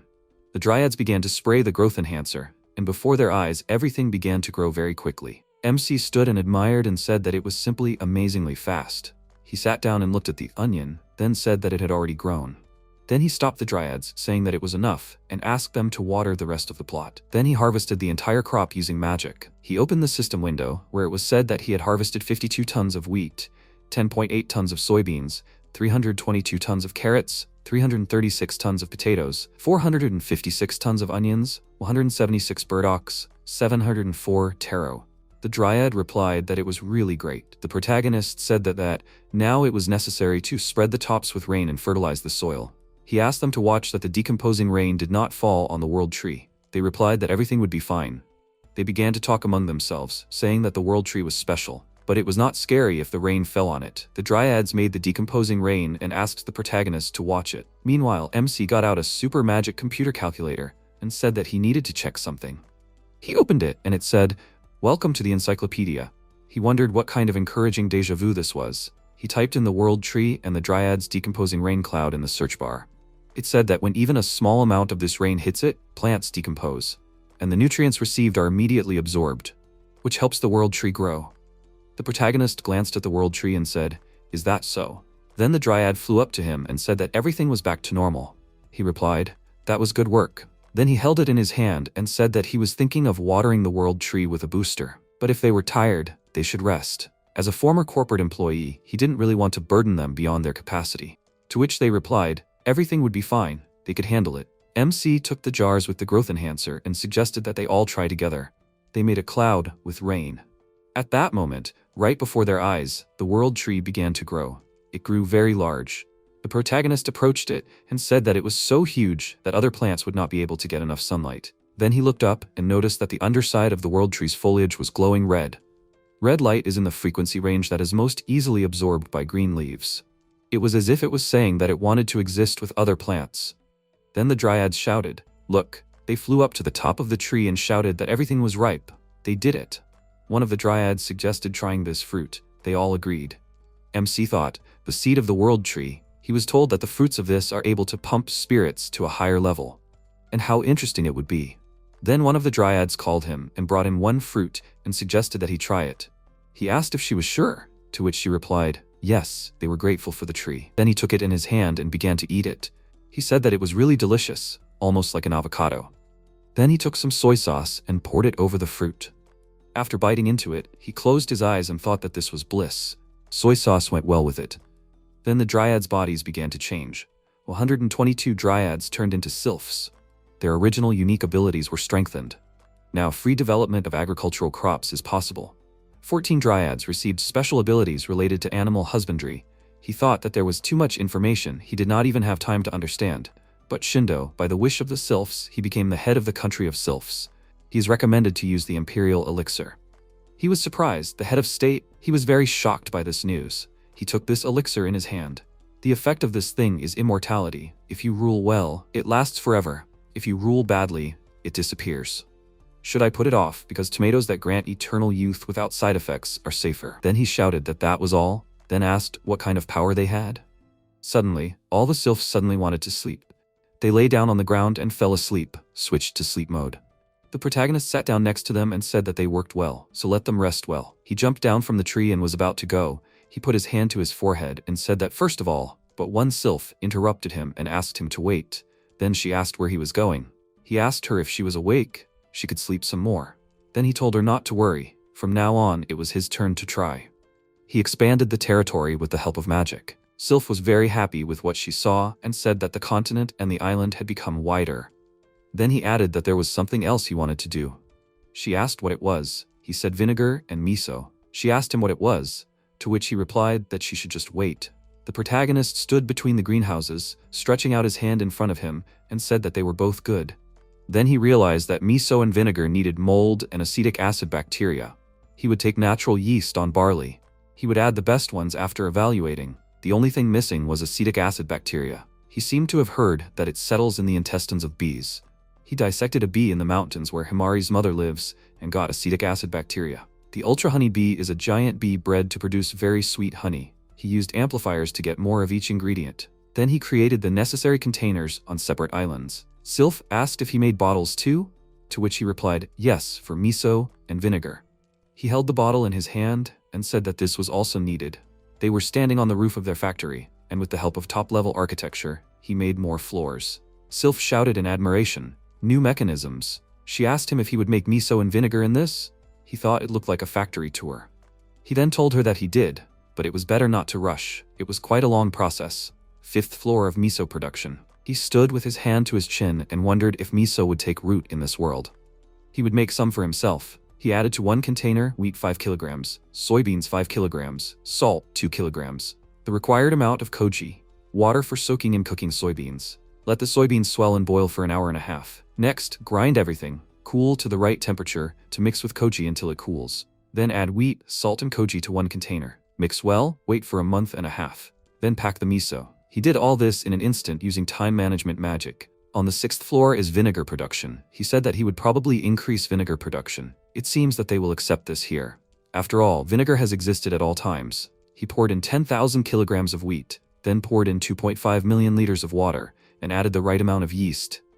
Then you need to steam the koji, 50 hours. The preparation of koji is complete. Then immediately mix with yeast. You need to wait 3 weeks. The malt syrup is ready. He also did all this using time management magic. Then he said that usually the maturation process is divided into 2 parts. After distillation and maturation, alcohol is obtained. Next, you need to turn it into vinegar.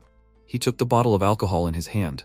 Sylph asked him if he was keeping it for himself, to which he replied that he was. Alcohol itself was also good. Alcohol 3006 liters. Water 45,000 liters. The required amount of acetic acid bacteria. Mix everything and ferment the acetic acid using time control. When the liquid becomes moderately acidic, it is ready. Then he opened the system window, where it said 15 kilograms of miso, 5,006 liters of alcohol, 7,506 liters of vinegar. He decided to keep 6 liters of each. The rest can be sold. He happily raised his hands up and shouted that he had succeeded. He came home. Himari was sitting there. He passed her with a saucepan. She asked him, "Is he going to cook?" Holding a potato in his hand, he replied that now he could cook what he wanted. He couldn't wait to try it. You need to boil the potatoes until soft. Transfer this to a bowl and mash it into a puree. Add the required amount of potato starch and salted water. Form flat circles. Fry on both sides in an oiled frying pan. Add a little soy sauce. Himari and the sylph watched this process. The sylph said it smelled nice. Himari said she had never seen anything like it before, and asked where all these creative ideas come from. The sylph asked, "What's next?" The protagonist replied that now we need to use all the vegetables we've collected. Soak burdock and burdock root in vinegar water. Boil some taro to remove the bitterness. First, put the vegetables that take longer to cook in a pot of water. When the onion is soft, add miso, and bring everything to a boil. Then the protagonist shouted that everything is ready. Potato cakes and miso soup. Himari said that it looked delicious. They all happily sat down at the table. Then the protagonist held chopsticks in his hand and offered them to try it. He then explained that it was called chopsticks. Himari took a piece and ate it. The protagonist said that it was sweet, a pleasant taste with a great texture. Sylph said that it was very chewy. He then added that next was miso soup. The protagonist tried the soup and was very surprised by the taste. The taste reminded him of his native Japan. He sat and remembered his hometown. It was a wonderful feeling. Himari said that she did not know that there were seasonings that could improve the taste of food. Sylph shouted that it was very delicious. MC thought that he was glad that they liked it too. But as for him, how he missed rice. Although perhaps with the breeding abilities of the sylphs, he will finally be able to get the best rice. Sylph and Himari sat and talked. Then Himari asked her who she was. Sylph-I'd replied that it was too late for that. They flew off to search. The protagonist used a complex enhancement. Himari said that she expected it from him. They would reach their destination in no time. MC replied that it was like a jet plane. They were now heading to a certain place in search of the necessary crops. In order to eat delicious rice, they had to find its ancestor. To do this, they went deep into the tropics. The protagonist showed a picture of what the grass should look like and said that they had to look for it. Sylph-I'd found a bungee and started riding it. Himari turned back and saw something. Then she came up and called the protagonist. MC responded, said he would take a look. When he came up, he was shocked because there was Arusa natural. A type of weed, produces fruits containing starch. Edible. He picked it and said that this was what he needed. Arusa is the scientific name for rice. Fruits that contain starch, like rice. Himari asked if they needed this grass. MC replied that they did, it would be fine, and suggested gathering more. After all, he wanted to make a delicious dinner out of it, so he would need a lot. Himari and Sylphid stood there in admiration. The protagonist added that he needed their help. Then they ran to gather. Himari brought a lot of grass and asked if that was enough, to which he replied that it was more than enough. They arrived back. The protagonist planted one blade of grass in the ground. Then he said that he would mix a growth enhancer with water magic. Himari asked what that meant, that they would grow it normally? Sylphid asked, shouldn't they water it with rain? MC replied that it would be fine for now. He wanted to know what it tasted like. Before deciding on the breeding direction, he added a 7th floor to the factory using top-tier architecture. He converted it into a rice processing mill where he cleaned the harvested ears. He poured it into 3 plates. Then he sat with his hand on his chin and said that there were some small grains. Himari asked if this was what he wanted to cook. Sylph said that she was sure it was delicious. MC asked, is it really? He took 1 grain of rice and tried it. Then he said that, if you think about it, it's not it. Himari said that it's inedible at all. Sylph said that everything inside was curled up. So far it tasted like weed, but now he sees a direction for improvement. Himari asked if the taste could really be improved. Then he turned to Sylph and said that he had a request. Would she help him make the rice grains bigger and rounder, so that when cooked, the rice would be fluffy? Sylph was confused, and holding her head, then asked what he wanted her to do. She doesn't understand anything. The protagonist thought that it sounded too vague. Then he started to explain that in order to make it bigger, the amylose content should be reduced and the amylopectin content should be increased. She replied that it was not that. Could he please tell her about the DNA of this product? The protagonist was shocked by this. After all, who would have thought that someone here would know about DNA? He could even point out that the nth adenine should be replaced with guanine. It was hard to believe that he could eat the most delicious food. Was this all a dream? Himari asked him if he was okay. He replied that he never missed the old days. But back then, he could get the knowledge he needed. Back in the days when he spent so many days sitting in front of the monitor, and suddenly it occurred to him that he had a super magic computer calculator, and maybe the information he needed could be found there. He turned it on, and there was the application he needed. Then he received a notification that he had launched the genome editor. He needs to select an organism to determine the genetic information and press enter. Then he started searching, and then he saw a sequence. Himari said that she didn't know there was such a function. Sylph asked what to do next, to which he replied that according to the help, it seems that you need to change the parameters of the selected organism. He was in the parameter settings. He selected the shape of the fruit, and it was possible to adjust whether it would be angular or round. Then he was offered to change the composition, color, and size. Himari said that the size can also be changed and make it very large. MC replied that in this case, it will be difficult to cook, and he will only make it a little larger. Elasticity and consistency. Setting the starch content. He entered starch in the search bar. In the starch search results, it showed him the state of amylose and amylopectin. Amylose 95%, amylopectin 5%. The total starch content is 70%. The protagonist thought that does the content correspond to Japanese rice? Then he changed it and asked, is this okay? Himari asked him what the ratios were. He replied that, simply put, they are two components of starch, the amount of which affects the consistency. More amylopectin, the starch is separated, sticky when cooked. More amylase, the starch is direct, less sticky when cooked. Foreign rice, for example Thai, contains more amylose, and Japanese rice contains more amylopectin. Sticky rice is 100% amylopectin. Himari asked, what ratio is necessary, to which he replied that they need to make several different types and compare and choose the best one. Sylphide and Himari were ready to begin, but the protagonist stopped them and said that it was too early. He decided to compare all the samples with each other. Then he made the changes advised by Sylph and wrote everything down. He had never seen such a solution. Then he asked her, is this what DNA looks like? Sylph answered that it was exactly like this. Then she called all the Sylphs and gave them an information sphere, which they ate. Then she asked, did they understand everything? The protagonist said that it seemed that now everyone had received the general genetic information. Then he took it in his hand and said that once again he needed them to rewrite the genome of each of these 4 bundles. On amylo 3, 23, amylo 17, amylo 13, and amylo 5. They got to work, and after a while everything was ready. He thanked them and added that all that was left was to grow it. And before they began, he put his hand forward and made a water field with magic. Himari asked, is this a water field? Then he replied that it was called a bay and was good for growing rice.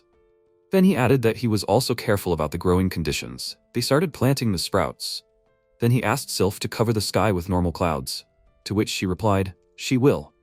And immediately the sprouts were already ripe. They stood near them, and the protagonist said that it looked like Japanese rice. Himari took it in her hand and began to examine it, then said that the grains were large, but not like before. Sylph ran up with a plate and shouted that she could not wait to try it. MC said that it was too early to serve the plates. He picked one sprout and thought that he also could not wait any longer. It looked really promising. He went to the factory and began to cook it all. Then he returned home and cooked the rice. He put different rice in different plates. Amylo 23, amylo 17, amylo 13, amylo 5. He took the plate of rice and looked at it. He was surprised that it was cooked perfectly. Himari asked if he could try it now. It looked very delicious. He suggested starting with amylo 5. He tried it and was very shocked. It was just what he needed. It was exactly what he had been missing since he was reborn. Sylph and Himari also started trying it, and they were amazed. Himari said that this one was so springy. Sylph said that they had made something amazing. The protagonist thought that this was definitely better, not like before. Then he said that this one was too sticky, and he should try this one with a higher amylose content. Himari said that it tasted pretty good to her. Sylph wanted to try the others too. They sat at the table and tried other types of rice. Sylph said that they were all very tasty. Himari asked the protagonist which one he liked the most. He put his hand to his chin, said what he was thinking, then he pointed at amylo 17. It tasted like that rice comparable to koshihikari rice. Himari asked, that one? Sylph asked, koshihikari? Why? He told them not to pay attention.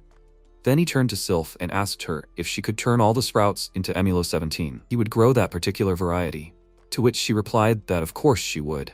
MC thought that improved breeding was a great power. It was more interesting than anything. As a former student, he really liked it. He would like to improve more crops. Pest resistant. With the scientific advancement in his past life, it was impossible to cut onions without making you cry.